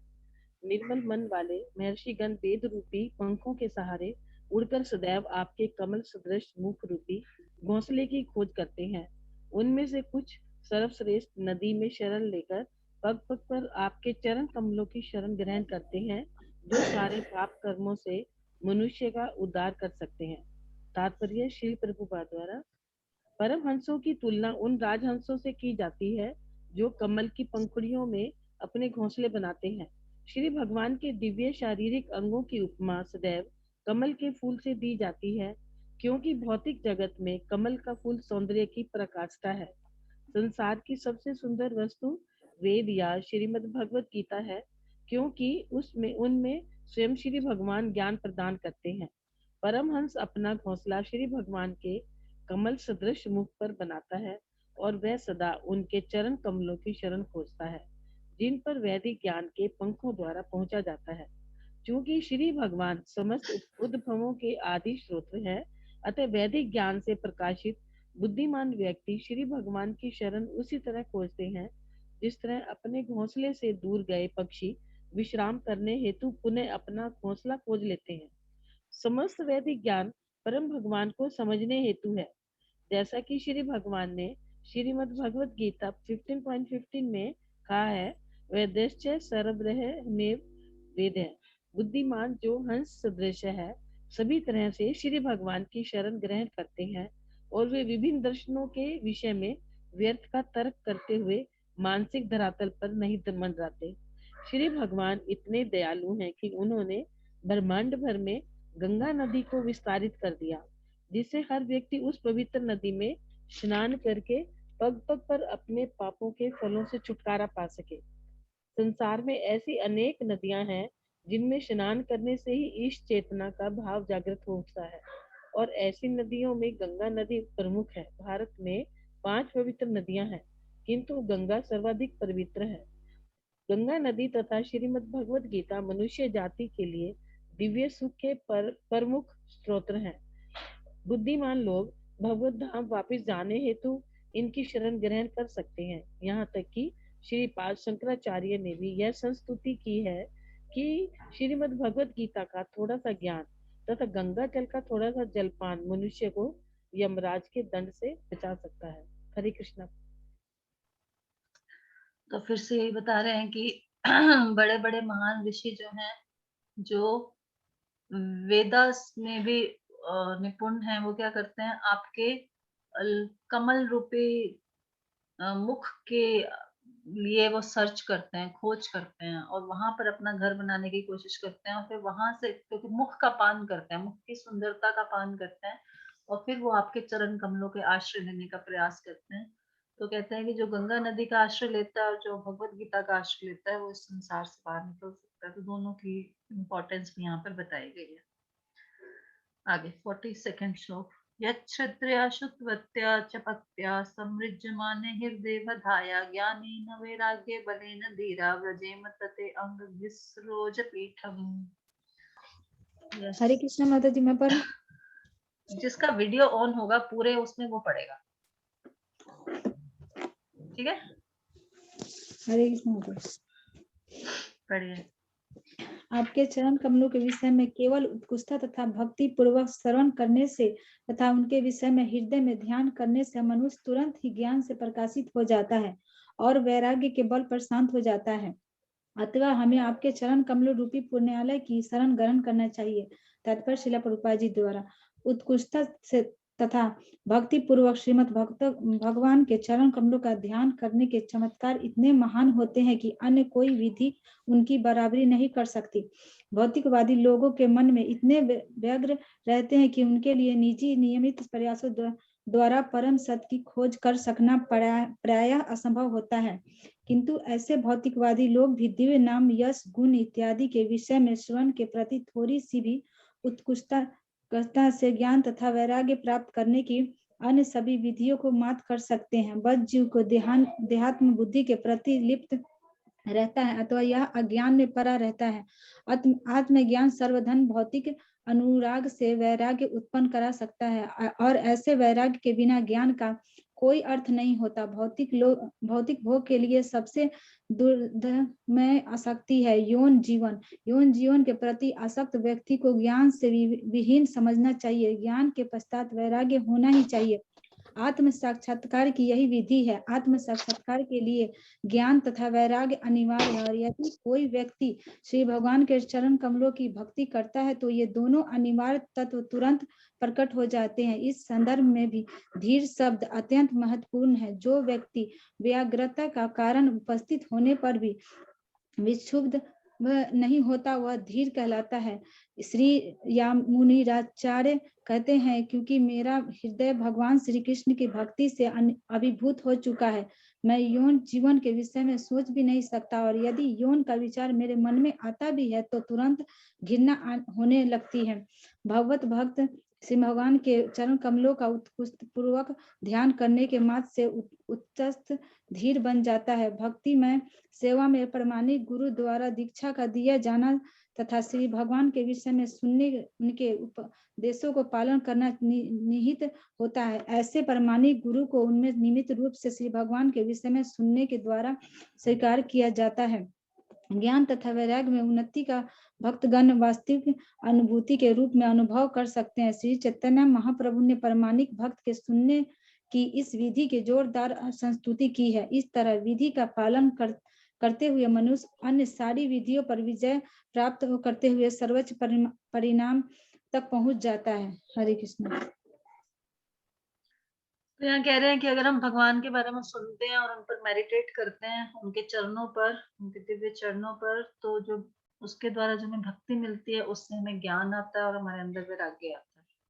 तो ऐसे भक्त को संसार की बाकी कोई चीज भी अट्रैक्ट नहीं कर सकती। यमुनाचार्य जी का एग्जाम्पल दे रहे हैं, सबसे बड़ा सुख भी उसको अट्रैक्ट नहीं कर सकता। जो भगवान के चरणों पे मेडिटेट करता है और उनके बारे में श्रवण करता है तो ऑटोमेटिकली वैराग्य आ जाता है। ज्ञान और वैराग्य ऑटोमेटिकली आ जाएगा, कुछ प्रयास नहीं करना पड़ेगा। तो इसलिए देवतागण उनके चरणों की स्तुति कर रहे हैं। तो यहाँ पर समाप्त करते हैं। किसी को कुछ कहना है तो कह सकते हैं। अभी मैंने सोचा था फिनिश करेंगे बट काफी लंबा है, अभी हो नहीं पाएगा। 51 श्लोकास हैं, यहीं पर समाप्त करते हैं। कोई कुछ कहना चाहता है? Any comments, anything? माता जी, मैं पूछूं एक बात आपसे। माता जी, जैसे हम कहते हैं कि एक पतिव्रता स्त्री जो होती है वो उसको पति के हर कहे से चलना चाहिए, वही पतिव्रता होती है। मान लीजिए पति की कुछ अलग डिमांड हो, गलत डिमांड हो, उसको दारू पीना हो या किसी को कुछ करना हो और पत्नी रोके तो वो क्या उसकी इच्छा को पूरी ना करे तो फिर क्या तब भी वो ठीक है या नहीं? नहीं, रोकना पड़ेगा। गलत क्योंकि डिमांड हमने को नहीं पूरा करना। माता जी, हमने एक कथा सुनी थी ना जिसमें एक औरत होती है, वो अपने हस्बैंड को वैश्या के पास भी लेके जाती है उसकी, और वो बहुत पतिव्रता कहलाती है। तो आजकल के समाज में जैसे तो कैसे इस चीज को वो करना चाहिए, मतलब उसको एम्फसाइज करें या नहीं नहीं जो गलत है वो तो गलत है? तब उन्होंने क्यों नहीं बोला गलत है उसको? उन्होंने क्यों अपने पति के सुख के लिए इतना बड़ा वो कार्य कर दिया और फिर हम लोगों के लिए एक एग्जाम्पल डाल दिया कि हम ऐसे सोचे, मतलब इस तरह से। हाँ वो तो है, लेकिन क्योंकि अभी मैंने सुना तो आजकल तब से मैं सोच रही थी ये वाली बात कि इसका मतलब तो हम कभी कुछ नहीं कह सकते, ये तो मतलब गलत चीजों पे भी हम नहीं बोल सकते क्योंकि उनका मन है। अगर कोई बोले हमें प्याज लहसुन, जैसे हमारे यहाँ बनता नहीं है, अगर कभी ये लोग बोले कि हमें प्याज की सब्जी खाने का मन है तो क्या मुझे करना चाहिए, क्या मुझे मना कर देना चाहिए? नहीं नहीं बिल्कुल भी नहीं है। उस केस में देखिए, कैसे पति वो है जो पत्नी को धर्म के मार्ग पे लेके जाए और धर्म पत्नी वो है जो पति को धर्म के कार्यों में सहयोग दे। बेसिकली पहले जी। लोग धर्म पत्नी बोलते थे ना, आजकल बोलते हैं हाँ जी। वाइफ है, हस्बैंड है या पत्नी ही आ गया। अभी धर्म शब्द हट गया बीच में से। तो एक्चुअली पहले क्या होता था, धर्म पत्नी होती थी जो धर्म के कार्यों में पति को सहयोग दे। तो वो एग्जाम्पल्स तो हैं, वो पतिव्रता स्त्री का है कि इसलिए क्योंकि आजकल पत्नियां बहुत मतलब बिना किसी बात के भी अपोजिशन ज्यादा होती है वैसे। तो इसलिए है कि हमें मतलब सेवा करनी चाहिए, बट इतना भी नहीं है कि अब हम गलत कार्यों में, शराब में और उस चीजों में वो हम करेंगे, वो तो ठीक नहीं है। हमें आइडली उनको बताने का प्रयास करना चाहिए। बाकी अगर कोई नहीं कर रहा तो उसको उसके हाल पे छोड़ दो, और क्या, हम नहीं उसमें पार्टिसिपेट करेंगे। क्योंकि अभी का समय भी ऐसा ही है ना कि अभी वैसा वाला समय भी नहीं है पहले वाला कि इतना ज्यादा, और ना हमारी इतनी भावनाएं भी हैं। अब वो अगर वो अपने पति को वैश्या के प्रति देके भी गई तो उसकी भावनाएं भी बड़ी बहुत ही डेडिकेटेड हो गई। मतलब आजकल कहाँ इतना डेडिकेशन है किसी के अंदर। मतलब वो तो सिर्फ हमें गलत बात के लिए कह रहे हैं कि चलो गलत बात के लिए नहीं रोकते, लेकिन बाकी सब चीजों में तो हम अपनी भी मनवाते हैं ना। ऐसा तो नहीं है ना कि बाकी सब चीजों में हम सरेंडर्ड हैं। वैसा तो है नहीं है। तो इसलिए मतलब गलत कामों में तो डेफिनेटली नहीं सहयोग देना। अगर बताने की कोशिश करनी है उनको कि ये गलत है, बताएं उनको। नहीं मानते तो ठीक है, उनके अपने कर्मास हैं, वो जो कर रहे हैं, लेकिन हम तो नहीं करेंगे ना वो। हम इट नहीं वॉज जस्ट एन करेंगे। एग्जाम्पल, ऐसा कुछ नहीं है, बस मेरे मन में बात आ गई कि हाँ अगर कोई कभी ऐसे भी बोले तो क्या करे फिर नहीं हम नहीं नहीं, अगर कोई कह रहा है कि प्याज लहसुन बनाना तो उनको बताओ नहीं अच्छा नहीं है, आपके लिए भी अच्छा नहीं है, मेरे लिए भी अच्छा नहीं है, तो बेटर है कि अब हमने छोड़ा ही हुआ है तो छोड़ ही दें, है ना। क्यों हमने खाना, क्यों गलत चीज की तरफ हमने फिर से जाना है। तो उनको बेटर वे में अच्छे ढंग से प्रेम से किसी और जगह कोई मूव जिद कर नहीं है, दें। जिद नहीं, ऐसे पूछते हैं कि हम हाँ लोग भी कभी बना सकते हैं क्या, घर में बनता नहीं है तो हमने बोला नहीं हमारे किचन में तो नहीं बनता है, हम तो नहीं बनाएंगे। अच्छा ठीक है बोले। अच्छा अच्छा ठीक हरे है। ठीक है कृष्णा माता जी। माता जी। प्रमिला माता जी। मेरा भी एक सवाल है माता जी, कि मान लो अगर किसी के प्रभु जी भक्ति में नहीं है माता जी, कोई जैसे माता जी लगी है भक्ति में, फॉर एग्जाम्पल मैं अपना ही लेती हूँ माता जी, जैसे भी मेरे को हो गया क्लास अटेंड करना 16 माला जाप, लेकिन मान लो प्रभु जी रोकते कि नहीं इतनी भी नहीं करनी, बस भगवान का नाम लेना चाहिए, थोड़ा बहुत लो, तो हमें वो बात माननी चाहिए या नहीं माननी चाहिए? क्योंकि देखो भक्ति से ना कुछ तो चेंज होता है माता जी, और वो मैं मानती हूँ। देखिए भक्ति तो करनी है, भक्ति छोड़नी नहीं है, बट इतना ज्यादा भी ना करे कि उनकी लाइफ भी डिस्टर्ब हो जाए। मतलब नहीं उनकी लाइफ से कोई डिस्टर्ब नहीं होता है माता जी, लेकिन वो कहते हैं कि ना, वो ऐसे बोलते हैं कि ना तेरा ब्रेन वॉश कर रहे हैं ये लोग, इतना ज्यादा भी नहीं होना वो तो चाहिए, कर क्या ही होगा रहे थोड़ी हैं। ऐसे ब्रेन वॉश तो हो ये ही ना रहा है, मुंह छूट गंदगी तो जाएगा, साफ हो ही फैमिली रही का मुंह है। छूट जाएगा। और डेफिनेटली उनको डर लग रहा है ना कि मेरी पत्नी मेरे हाथ से चली जाएगी, वो तो है ही, इस संसार में हम नहीं वो सबको सब भय मैंने बोल रहता है। दिया, बल्कि शुरू में तो बोले अच्छा फिर वो तेरे को अपने वहां मंदिर में ले जाएंगे, मैंने कहा नहीं मैं कहीं जाने वाली नहीं, यही अपने घर में ही रहने वाली हूँ, पर घर में रहकर हाँ मैं अपने कुछ जो नियम है, भाई जो भक्ति के नियम है, मैं वही बस फॉलो करना चाहती हूँ। मैं आपका भी जैसे जो भी मेरे ड्यूटी है, जो भाई एक वाइफ की ड्यूटी होती है, एक माँ की अपने बच्चों के लिए, मैंने कहा मैं वो सारा सब कुछ करूंगी जो मैं अब तक करती आई हूँ, लेकिन उसमें से बस मैंने अपना जो थोड़ा सा टाइम है मेरा दिन का, भाई मैं हाउस वाइफ हूँ, वो फालतू की चीजों से हटाकर मैंने अपना वो समय अपनी भक्ति को दे दी, और मेरी इस वजह से आप में कोई वो नहीं आएगा हाँ तो बस भी ठीक है, आपके काम में से, बस तो ठीक है, फिर वो उनकी कहते सेवा हैं अच्छे से करो, बाकी अपनी लाइफ में हिसाब से चलाए। उनकी सेवा में हरे कोई कृष्णा माता जी। कॉम्प्रोमाइज नहीं होना चाहिए, और बाकी अपनी सेवाएं अपने घर वालों की रिस्पॉन्सिबिलिटी को अच्छे से निभाओ, और बाकी अपनी भक्ति करो, कोई जी प्रॉब्लम नहीं इसीलिए है। तो मैं कोई मौका ही नहीं देती हूँ उन्हें कहने का कि वो ठीक मुझ है, पे कोई उंगली उठाए। Thank you thank you. एक मिनट, प्रमिला माता जी का क्वेश्चन है। हाँ जी माता जी, प्रमिला माता हरे कृष्ण माता जी। माता जी जैसे हम प्रभुपाद जी की छोटी छोटी बुक्स पढ़ते हैं तो उसमें शंकराचार्य जी को उन्होंने मायावादी निर्विशेषवादी बताते हैं, लेकिन हम कई जगह जैसे भागवतम में पढ़ते हैं तो यहाँ आता है, जैसे आज भी आया है कि शंकराचार्य जी ने भगवत गीता को और गंगा जल का फेवर किया है, तो इसे हम कैसे समझ सकते हैं? शंकराचार्य जी एक्चुअली तो भगवान शिव ही हैं, मतलब वो किसी कारण से आए थे यहाँ पर, भगवान ने उनको भेजा था मायावाद का प्रचार करने के लिए, क्योंकि बुद्धिज्म का हो हाँ गया था बहुत ज्यादा, तो उसको हटाने के लिए उन्होंने भेजा था। एक्चुअली वो अंदर से भक्त थे, लेकिन वो बाहर से मायावाद का प्रचार कर रहे थे, और एंड में उन्होंने जो भी बोला वो तो था कि भज गोविंदम, भगवान की शरण लो। हाँ तो वो इंटरनली तो भक्ति हैं, और इसलिए वो भक्त हैं, लेकिन समय काल परिस्थिति के हिसाब से उनको ऐसा करना पड़ेगा, लेकिन उनके जो फॉलोअर्स हैं वो उनकी इस चीज को समझ नहीं पाए, वो एक्सटर्नल में ही फंसे रह गए। तो इंटरनली शंकराचार्य जी का क्या भाव था वो नहीं समझ पाए। तो शंकराचार्य जी भगवान शिव ही हैं, और जो उनके मायावाद का खंडन करते हैं भगवान, और प्रभुपाद उनकी शिक्षाओं का खंडन करते हैं, जो उन्होंने शिक्षाएं दी ना अपने उनको, कि इसलिए हमें मायावाद की तरफ नहीं जाना, बट इंटरनली तो वो भक्त है, इसलिए वो गंगा जी की तारीफ कर रहे हैं और सब कर रहे हैं, तो वो भी कथन उनके सही है। ओके, लेकिन समझ नहीं पाते ना, जब तक यदि हमने तो पता लग गया कि वो भक्त है तो हम तो स्वीकार कर लेंगे, बाकी जैसे समझ नहीं पाते कि दोनों में विरोधाभास हो जाता है ना, तो कि वो इसीलिए एक भक्तों के साथ की आवश्यकता, भक्तों के साथ रहेंगे तो क्लैरिटी कर देंगे कि कहाँ हमें किस तरह से लेना उसको। ठीक है। और माता जी इन्होंने जो ये 4 धाम स्थापित करे थे, इन्होंने ही करे थे क्या? शंकराचार्य मुझे जी ने मालूम किए नहीं है, थे क्या? किसी को पता है शंकराचार्य जी ने किया क्या 4 धाम? मुझे नहीं पता इसके बारे में। हरे कृष्णा सुना तो माता जी, है। प्रणाम। हाँ माता जी जी बोलो। बद्रिकाश्रम तो उन्होंने ही किया है, बाकी तीनों का तो नहीं पता मुझे। नहीं पता। बद्रिकाश्रम में तो जो डीटी है भगवान की, वो उन्होंने ही उजागर की थी, तो ये तो मैंने सुना था जब वहां गई थी। तो माता जी फिर एक ये भी कंफ्यूजन आता है कि ये तो मायावादी तो विग्रह पूजा को मानते ही नहीं है, तो फिर इन्होंने विग्रह कैसे स्थापित करे? थोड़ा ये भी वो अंदर से कंफ्यूजन तो है। भक्त है ना वो, अल्टीमेटली तो वो वही काम कर रहे हैं। आपको मैंने बताया भी था ना, जब अपनी माँ को उनको उपदेश देना था, तो उनकी माता हाँ ने बोला कि मुझे कुछ बताओ, तो अब उन्होंने बोला भज गोविंदम, उन्होंने अपने सारे शिष्यों को बाहर भगा दिया था, कमरे के अंदर उन्होंने माता जी को उपदेश दिया, क्योंकि सारे शिष्य समझ नहीं पाएंगे उसको, क्योंकि उनको वो दूसरी फिलॉसफी पढ़ा रहे थे किसी तरह से, तो वो है। लेकिन इंटरनली वो भक्त है, तो उन्होंने अंततः जो भी कार्य किया वो भक्त के ही हैं वो सारे। भज गोविंदम तो बहुत फेमस है। लेकिन माता जी जैसे विग्रह की स्थापना करी तो वो तो सारे फॉलोवर्स को पता होगी ना कि भाई ये भगवान के विग्रह स्थापित कर रहे हैं, तो ऐसे विवाद नहीं हुआ कि भाई आप एक तरफ तो ये शिक्षा दे रहे हो, एक तरफ विग्रह स्थापित कर रहे हो? मैं कभी ऐसे ना वास्ता नहीं पड़ा किसी शंकराचार्य के फॉलो से, ना मुझे पता है वो, तो ऐसा कुछ मुझे आइडिया नहीं है उसका, क्योंकि हम तो सिर्फ प्रभुपाद से जुड़े हुए हैं और भगवान की कृपा से कहीं और किसी से टच हुआ नहीं। नहीं, इसी में ही पढ़ते हैं ना, हम इसी में ही पढ़ते हैं कि मायावादी का आता है उनका, अपनी छोटी छोटी बुक्स में कई जगह आता है।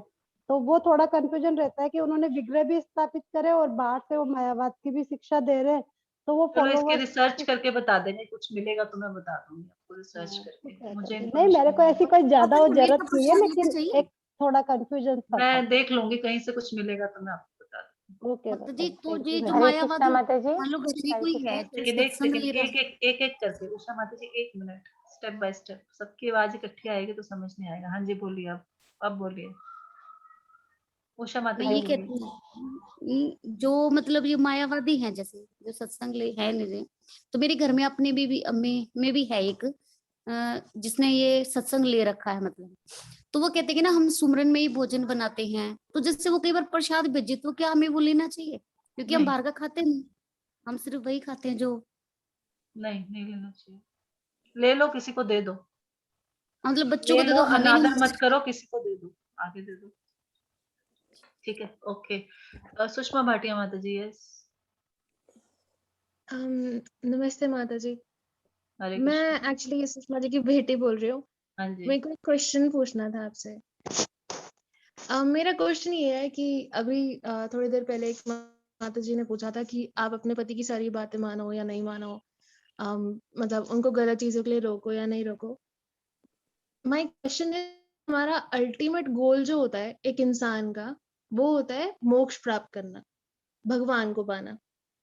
लेकिन जो हमारे इस दुनिया में जो हमारे माँ बाप जो हमें सिखाते हैं वो ये, मतलब बड़े होने के बाद शादी के टाइम पे, कि पति की सारी बातें मानो, सास ससुर की सारी बातें मानो, उनका कभी अनादर नहीं करना, किसी का भी नहीं करना वैसे तो अम ज्यादा बड़ा क्या है, ज्यादा किस चीज को ज्यादा प्रायोरिटी देनी चाहिए, पति को या भगवान को?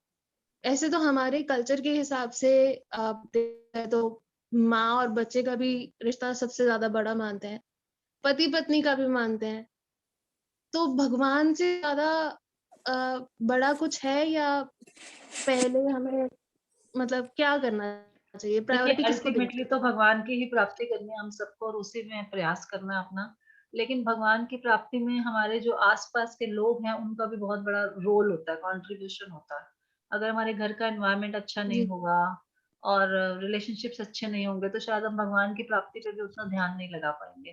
तो घर में भी हमने सबकी सेवा, क्योंकि भगवत गीता में आता है कि हमारी 2 ड्यूटीज होती हैं, एक होता है कंडीशनल ड्यूटी, एक होता है कॉन्स्टिट्यूशनल ड्यूटी। एक जो हमारे शरीर के कारण हमारी ड्यूटी है, और दूसरी है कि हमारे आत्मा जो हम ओरिजिनली हैं उसके कारण हमारी भगवान के प्रति ड्यूटी है। तो हमें दोनों ड्यूटीज करनी पड़ती है। जब तक हमें शरीर में है, हमें शरीर की ड्यूटी भी करनी पड़ेगी। अगर एक पत्नी है या एक माँ है, वो अपने बच्चे को खाना नहीं देगी और 24 घंटे माला करके देगी, तो वो भी अच्छा नहीं है। भगवान की प्राप्ति तो बाद में होगी, लेकिन पहले जो जीव भगवान ने उसको सौंपा, उसकी सेवा करना भी उसका धर्म है। तो दोनों ड्यूटीज को हमें साथ साथ निभाना होता है, conditional duties as well as constitutional duty. तो कंडीशनल ड्यूटी में हमारी ड्यूटीज आती है, पति के प्रति धर्म है, बच्चों के प्रति धर्म है, तो स्त्री का ये भी धर्म है। तो भगवत गीता में भगवान बताते हैं कि अपने नियत कर्म करो। नियत कर्म यानी कि प्रिस्क्राइब ड्यूटीज का मतलब यही है कि जो आपको शरीर के कारण धर्म मिला है वो भी पूरा करो, एज वेल एज अपनी कॉन्स्टिट्यूशनल ड्यूटी जो भगवान के प्रति है, वो सर्वश्रेष्ठ ड्यूटी है, उसको भी करना है। लेकिन इसको छोड़कर नहीं। और छोड़ भी सकते हैं अगर हम बहुत ज्यादा, भगवत गीता का आजकल हम 3rd चैप्टर पढ़ रहे हैं, अगर आप हमारी क्लास अटेंड करते हो तो उसमें ये जी, बताया गया, कभी छोड़ कभी भी अगर सकते। ऑफिस से टाइम मिलता है तो। संडे को होती है हमारी क्लास। जी तो उसमें हम लोग ये डिस्कस कर रहे हैं कि यस, ये अपनी कॉन्स्टिट्यूशनल ड्यूटी या कंडीशनल ड्यूटी भी हम छोड़ सकते हैं एक स्टेज के बाद। लेकिन कब छोड़ सकते हैं? जब हमारा स्तर बहुत ऊंचा हो, हमारा जो अध्यात्म का स्तर बहुत ऊंचा हो, तब हम अपनी ये कंडीशनल ड्यूटीज भी छोड़ सकते हैं, लेकिन वो अभी हमारा स्तर नहीं है। वो हमने डिस्कस किया था अपनी क्लास में कि हमारा अध्यात्म इतना ऊंचा है कि हमें हमारे इस संसार में किसी भी चीज की डिजायर नहीं है। जब हम सेंस ग्रेटिफिकेशन से ऊपर उठ जाते हैं और सिर्फ भगवान की सेवा में हमें सुख मिलता है, तब हम इस संसार की ड्यूटीज भी छोड़ सकते हैं। लेकिन वो अभी हमारा स्तर नहीं है। जब तक हमारी कोई भी मटेरियल डिजायर है, तब तक हमें इस संसार की ड्यूटीज भी करनी पड़ेगी, क्योंकि हम अपनी डिजायर्स के लिए भी काम करेंगे। तो हम कंडीशनड है जब तक हम उसमें हैं, तो इसलिए हमें अपनी कंडीशनल ड्यूटीज भी करनी पड़ेंगी तब तक। लेकिन अगर वो हमारी स्टेज है तो हम अपनी कंडीशनल ड्यूटीज को छोड़ सकते हैं। मुझे एक चीज और पूछनी थी। अगर कोई इंसान बहुत बहुत बड़ा आप डिवोटी विजिबल हो है, जाएंगे तो ज्यादा अच्छा लगेगा बात करने में मुझे। अच्छा ठीक है, ओके, एक बोलिए सेकेंड। बोलिए। अगर कोई इंसान है जो बहुत बड़ा डिवोटी है और मतलब वो बहुत माला करते हैं, रोज मंदिर जाते हैं, बहुत मानते हैं, मतलब बहुत बहुत ज्यादा बड़े डिवोटी हैं, बट वो इंसान अच्छा नहीं है। मतलब व्हाट आई मेंट इज कि मेरे को जो ऐसा लगता है कि कर्मा बहुत बड़ी चीज होती है। अगर आप दूसरों के साथ अच्छा पेश नहीं आ सकते या किसी और के साथ अच्छे नहीं हो, डजेंट मैटर कि वो एक रास्ते पे चलता हुआ भिखारी है या आपके घर परिवार के लोग हैं या आपके दोस्त हैं या कोई भी, अगर आप उनके साथ अच्छे नहीं हो या किसी के साथ बुरा कर रहे हो लेकिन फिर भी बहुत बड़े डिवोटी हो, तो is like what is it worth it? तो वो डिवोटी हो ही नहीं सकता। वो जो कर रहा है वो मिथ्याचारी बोलते हैं। भगवद गीता के 3rd चैप्टर में उसको बताया गया, मिथ्याचारी है, प्रिटेंडर है वो। अगर कोई भी भक्त है तो वो सबके प्रति सम्मान करेगा, क्योंकि वो भगवान कृष्ण का अंश मानता है सबको, चाहे वो घर वाले हैं, चाहे कोई है, चाहे रास्ते पे चलता भिखारी है। यहाँ भगवद गीता में तो यहाँ तक बताया गया, विद्या विनय संपन्ने, क्या श्लोक है, ब्राह्मण गवि हस्तनी, ऐसे ब्राह्मण करके को कुछ भी श्लोक हंसते है ना। उसमें जी क्या मैम। बताया जाता है कि इवन वो तो ब्राह्मण चंडाल जो कुत्ता खाते हैं, हाथी, सबको इक्वल देखता है। क्यों? क्योंकि वो उसमें सब में भगवान का अंश देखता है। तो अगर जो रियली भक्त है, जो रियली माला कर रहा है या रियली भगवान की सेवा कर रहा है, वो तो किसी को भी निम्न दृष्टि से देखेगा ही नहीं।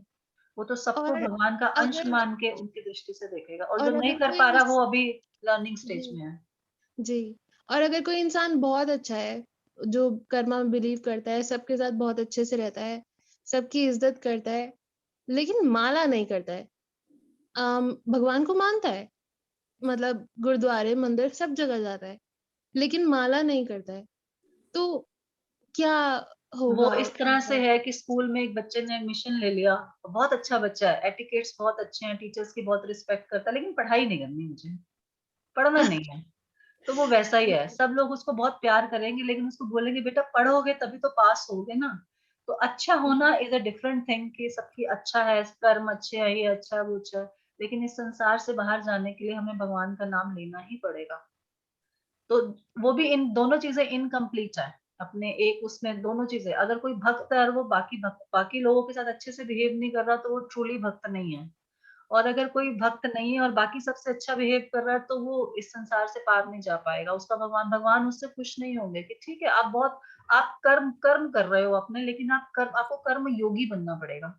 कर्म करना एक अलग चीज होता है, कर्म योगी बनना एक अलग चीज होता है। कर्म योगी मतलब जो भी आप कर्म कर रहे हो उसको भगवान से कनेक्ट कर रहे हो। तो भगवत गीता में बताते हैं, कर्म से तो आप इसी संसार में भव बंधन में बसोगे, बाहर नहीं जा पाओगे, लेकिन कर्म योग करोगे तभी इस संसार से बाहर निकल पाओगे। तो कर्म योग तो हम सबको करना जी पड़ेगा। अच्छे होना इज अच्छे, तो इस संसार में बहुत लोग हैं, इस संसार में बहुत लोग बहुत अच्छे अच्छे काम करते हैं, लेकिन उनका डेस्टिनेशन क्या है, वी डोंट नो। भगवान साफ बताते हैं कि उनको इस जन्म मृत्यु के संसार में वापस आना पड़ेगा, जो भक्ति में नहीं जुड़ेगा। अच्छा जी, थैंक यू। आप भगवत गीता क्लासेस अटेंड कीजिए हमारी, आपको बहुत क्लैरिफिकेशन होगी। संडे को शाम को होती है 6 to 8, तो आपको उससे बहुत फर्क पड़ेगा। आपके बहुत अच्छे क्वेश्चंस हैं, बहुत अच्छे क्वेश्चंस हैं, और ये सब का आंसर भगवत गीता में भगवान अपने सारे श्लोकों में बता रहे हैं बहुत अच्छे से। तो आपको बहुत लाभ मिलेगा उससे। माता जी लिंक दे देना। हरे कृष्णा माता जी, लिंक दे देना। ओके, ठीक है। थैंक यू माता जी, thank you so thank much. You. Hare Krishna. Yes, Garima Mittal माता जी। हरे कृष्णा माता जी। अच्छा लगा आपको? हाँ, अच्छा लगा। स्टार्टिंग का तो मुझे नहीं समझ में आया कुछ वो आज भी। कॉम्प्लिकेटेड था आपके लिए। हाँ, वो थोड़ा सर के ऊपर से गया बिल्कुल। लेकिन कोई मैं फिर बात भी नहीं, सुन रही थी। बताइए। मेरा एक प्रश्न तो ये था कि जैसे कोई है, भक्त है, लेकिन बस माला नहीं करते हैं, वैसे मतलब पूरे टाइम भगवान की सेवा भी करते हैं, भगवान का नाम भी लेते हैं, कथा सुनते हैं, मतलब पूरी तरह से भगवान में लीन है, बस हाँ, लेकिन ये कि माला नहीं करते हैं, तो वो कहाँ स्टैंड करेगा? मतलब बहुत अच्छे इंसान है, सब कुछ अच्छा है उनके साथ, मतलब औरों से भी बहुत अच्छे से रहते हैं, बिहेवियर अच्छा है। हाँ, भगवान का नाम वैसे लेते हैं, सेवा भी करते हैं भगवान की, लेकिन बस माला नहीं करते हैं, चैंटिंग नहीं करते हैं। तो वो कहाँ स्टैंड करते हैं ऐसे लोग? अच्छा है, भगवान से एसोसिएटेड है, बट अच्छी बात है, बहुत अच्छे भक्त हैं और बहुत सब कुछ है, लेकिन भगवान ने भक्त की डेफिनेशन बताते हैं भगवान भगवत गीता में, कि जो निरंतर मेरा स्मरण करता है, मेरी पूजा करता है, मेरा श्रवण करता है, और भगवान ने साफ बताया कि इस कलयुग में हरे कृष्ण महामंत्र ही एक रास्ता है जो हमें बाहर लेके जा सकता है। तो अच्छा है वो जो कर रहे हैं, इट्स वेरी नाइस। हो सकता है भगवान आगे जाके उनको और मोटिवेशन दे कि वो नाम भी ले पाए, बट नहीं, एक्चुअली कंप्लीशन। हाँ। कर रहे हैं, नहीं कर रहे थे, वो मेरे फादर थे जो ऐसा करते थे, मतलब चैंटिंग नहीं करते थे, लेकिन बाकी सब वो करते थे। भगवान का नाम बहुत लेते थे, उठते बैठते, मतलब बहुत कहते ना आसक्त नहीं थे, वो केवल आसक्त थे तो वो केवल भगवान में ही थे अपने तो आसक्त, और अच्छा है, किसी भगवान ने में उनको नहीं अच्छी थे। जगह दिया होगा। अब ये तो हम लोगों देखो, में भी नहीं थे। डेस्टिनेशन तो मैं नहीं बना सकती, ये हाँ सारा नहीं, डिपार्टमेंट भगवान के हाथ में है। बिल्कुल बिल्कुल। तो आप अभी माला कीजिए, आप उनके लिए माला कर रही हैं तो उससे उनको जी लाभ मिलेगा, डेफिनेटली लाभ मिलेगा। जहाँ भी जी होंगे जी उनको आगे प्रोग्रेस अच्छी मिलेगी। जी जी। ठीक है। हरे कृष्णा हरे माता जी। कृष्णा। शुभांगी, आपका कुछ क्वेश्चन था क्या? नहीं माता जी, वो शंकराचार्य वाले पे मैं कुछ बोल हाँ, रही थी। बताओ बताओ। वो श्रील प्रभुपाद ने शायद भागवतम के इंट्रोडक्शन में या कहीं पे है, वहां पे श्रील प्रभुपाद बताते हैं कि शंकराचार्य ने भी कुछ ऐसे एक्टिविटीज किए थे जिसकी वजह से जो इंटेलिजेंट होगा वो ये समझ सकता है कि वो भी भगवान के भक्ति थे। तो वो वैसे जो लेस इंटेलिजेंट है वो उनको मायावादी की तरह देखेंगे, और उनकी जो फिलॉसफी है हमें उसको नहीं फॉलो करना, लेकिन उन्होंने कई जगह पे ऐसी एक्टिविटीज करी है जो एक डिवोटी की एक्टिविटीज है। तो सब चीजों से अच्छा हम जरूर ले सकते हैं। Thank you. हरे हरे कृष्णा। कृष्णा। अमिता मंगला माता जी। हरे कृष्णा माता जी। माता जी, मेरा क्वेश्चन ये था, कुछ दिन से आ ही रहा था माइंड में, आज फिर बात भी चल रही थी ऐसी कि जब पति भक्त होता है तो अगर, और पत्नी उसकी अगर सेवा करती है, पत्नी अगर भक्ति भी नहीं करती है, तो जैसे मैंने लेक्चर वगैरह में भी सुना है, तो पत्नी को पति की भक्ति का आधा मिलता है, और पत्नी पति लोक भी जाती है जहाँ पति भक्ति करके जाता है, अगर पत्नी नहीं भी करती है तो। पर अगर पति भक्ति नहीं करता है तो इस केस में क्या होता है माता जी फिर? और अगर पत्नी को अपनी भक्ति करनी पड़ेगी। हाँ जी, पत्नी को अपनी भक्ति करनी चाहिए। नहीं, फिर वो पति लोक में पत्नी नहीं जाती है, जिस लोक में पति जाता है, नहीं, क्या मतलब? वो पत्नी पति को अपने साथ ले जाए ना जहाँ जा रही है। तो ऐसा भी होता है कि पत्नी भी पति को अपने साथ ले जा सकती है? देखो, परिवार में कोई भी अगर भक्ति करता है तो उसका भक्ति का लाभ सबको मिलता है, चाहे वो अच्छा, माता पिता है, चाहे बच्चे हैं, चाहे हस्बैंड है, चाहे वाइफ है, कोई भी भक्ति करता है तो उसका लाभ पूरे परिवार को मिलता है। तो अगर कोई नहीं कर रहा तो हम अपनी भक्ति खुद करें और उनके लिए प्रे भी करें कि धीरे धीरे वो भी भक्ति में जुड़े और आगे बढ़े। तो मुझे लगता था कि पत्नी केवल मतलब पति के हिसाब से ही पत्नी को चलना होता है, मतलब पत्नी के अकॉर्डिंग पति नहीं चलते हैं, पति के अकॉर्डिंग पत्नी को चलना होता है आगे भी, तो देखो, मुझे लगता था। स्क्रिप्चर्स के हिसाब से बताया गया है कि पत्नी को पति के अनुगत होना चाहिए। अनुगत हाँ जी, होने का मतलब ये है कि जो भी पति कार्य कर रहा है उसमें उसको सहयोग देना चाहिए, लेकिन पहले जमाने में सारे लोग धार्मिक होते थे। अभी आजकल ये जमाना उल्टा हो गया है कि लोग नहीं फॉलो करते, क्योंकि पहले तो भक्ति होता था, नॉर्मली सब लोग भगवान को पूजा करते थे, अर्चना करते थे, सब कुछ करते थे। तो इसलिए उस टाइम लिखा गया कि पत्नी को पति के अनुगत होना चाहिए। अभी अभी उल्टा हो रहा है कि पति नहीं करते हैं, पत्नियां करती हैं। तो कोई बात नहीं, पत्नी करे, और घर में अगर भोग बना रही है, भगवान को भोग लगा रही है, उनको प्रसाद दे रही है, तो उसका लाभ उनको भी मिलेगा, बेनिफिट तो उनको भी होगा, घर में सबको लाभ मिलेगा। घर में वाइब्रेशंस हैं, हरे कृष्ण महामंत्र की मंदिर लेके जा रही है कभी कभी उनको, तो उनको सुकृतियां तो इकट्ठी हो रही हैं, तो उनको भी कहीं ना कहीं लाभ मिलेगा इसका। ठीक है माता जी। ठीक है। माता जी, एक क्वेश्चन और था, वो थोड़ा स्टूपिड सा है कि जैसे कुछ दिन से मन में आ रहा था वो भी, जैसे हम जो लगाते हैं, तिलक लगाते हैं जो हम, जब मैं अर्चा विग्रह में देखती हूँ तो कान्हा के लगा होता है वो, पर राधा रानी के नहीं होता है, तो हम लेडीज लगाते हैं, तो इसका थोड़ा लॉजिक समझाएंगे? ये पता नहीं, एक बार पहले भी क्वेश्चन उठा था, मुझे याद नहीं है, मैंने पूछा भी था किसी से, याद नहीं रहता। किसी को पता है इसके बारे में? माता जी आपने ही आंसर बताया था इसका कि क्योंकि शायद कृष्णा भी राधा रानी की भक्ति करते हैं इसलिए वो लगाते हैं। आपने बताया था क्लास में। और मैंने पूछा भी था उस दिन, कौन आए थे हमारे घर में, कोई डिवोटी आए थे, मैंने उनसे भी पूछा था, फिर मैं भूल गई। हाँ मैंने भक्ति आश्रय वैष्णव महाराज से पूछा था शायद। तो माता जी महाराज ने बताया था हम राधा रानी के फॉलोवर्स है ना, तो राधा रानी के जो फॉलोवर्स है वो सब ये तिलक लगाते हैं, महाराज ने बताया था तो ये। राधा रानी क्यों नहीं लगाते? वो अपना तिलक थोड़ी लगाएंगी, ऐसे ही माता जी बोला था महाराज ने, वो अपना तिलक नहीं लगाएंगी ऐसे, ये महाराज ने ऐसे कुछ बताया था। बताया था ना, मुझे ध्यान हाँ नहीं है, मैंने पूछा भी था ये क्वेश्चन ना। तो मुझे जहां तक समझ में आ रही है, पता नहीं कितना सही है, मतलब एक कथा आती है ना जिसमें भगवान श्री कृष्ण राधा रानी के चरणों को अपने सिर पर धारण करते हैं, तो मे भी कनेक्ट कर सकते हैं हम उससे। हाँ परमेश्वरी माता जी कुछ बताना चाह रही है इस बारे में, बताइए। माता जी तुलसी महारानी ऑफर नहीं करते ना राधा रानी को, तो तिलक का जो नीचे वाला पार्ट होता है वो तुलसी जी का होता है ना? Maybe I am not sure कि यही आंसर है। मैंने पूछा था, मैं भूल गई, मैं दोबारा पूछूंगी। याद नहीं है अभी। काफी दिन से ना माता जी, जब भी मैं अर्चा विग्रह को देखती हूँ ना, तो थोड़ा ये माइंड में आता है कि कान्हा के लगा हुआ है, माता राधा रानी की नहीं है, हम लेडीज लगाते हैं, मतलब अर्चा विग्रह में राधा रानी की, सीता माता की किसी के नहीं है, तो थोड़ा ये लगता था कि हम लगाते तो कोई लॉजिक होगा इसके पीछे, तो वो क्या है? हम सब तो भक्त है ना, वो तो शक्ति हाँ है जी, भगवान की, हाँ जी। हम उनको फॉलो कर रहे हैं। भगवान मतलब मुझे जहां तक लगता है कि भगवान ने शायद राधा रानी के चरण रखे थे सिर पे, तो वो तिलक लगाते हैं, राधा रानी अपना तिलक नहीं लगाती हैं, हम भगवान के फॉलोअर्स हैं। एनीवेज मुझे ज्यादा नॉलेज नहीं है इसकी, मैं भूल गई, मुझे मैंने पूछा भी था, मैं भूल गई। याद करूंगी, कुछ आएगा तो बता दूंगी। जी माता जी। ठीक है, ठीक है माता जी, ओके, थैंक यू माता थैंक जी। You very much. आप अगले ना चैप्टर अपने आप पढ़ सकते हैं, सिंपल प्रेयर्स ही हैं, अगर पढ़ के रखेंगे तो फिर हम आगे नेक्स्ट चैप्टर कंटिन्यू कर लेंगे। ठीक है, thank you very much. Srila Prabhupada की जय, अनंत कोटि वैष्णव वृंद की जय, श्रीमद् भागवतम की जय। हरे कृष्णा माता जी, धन्यवाद।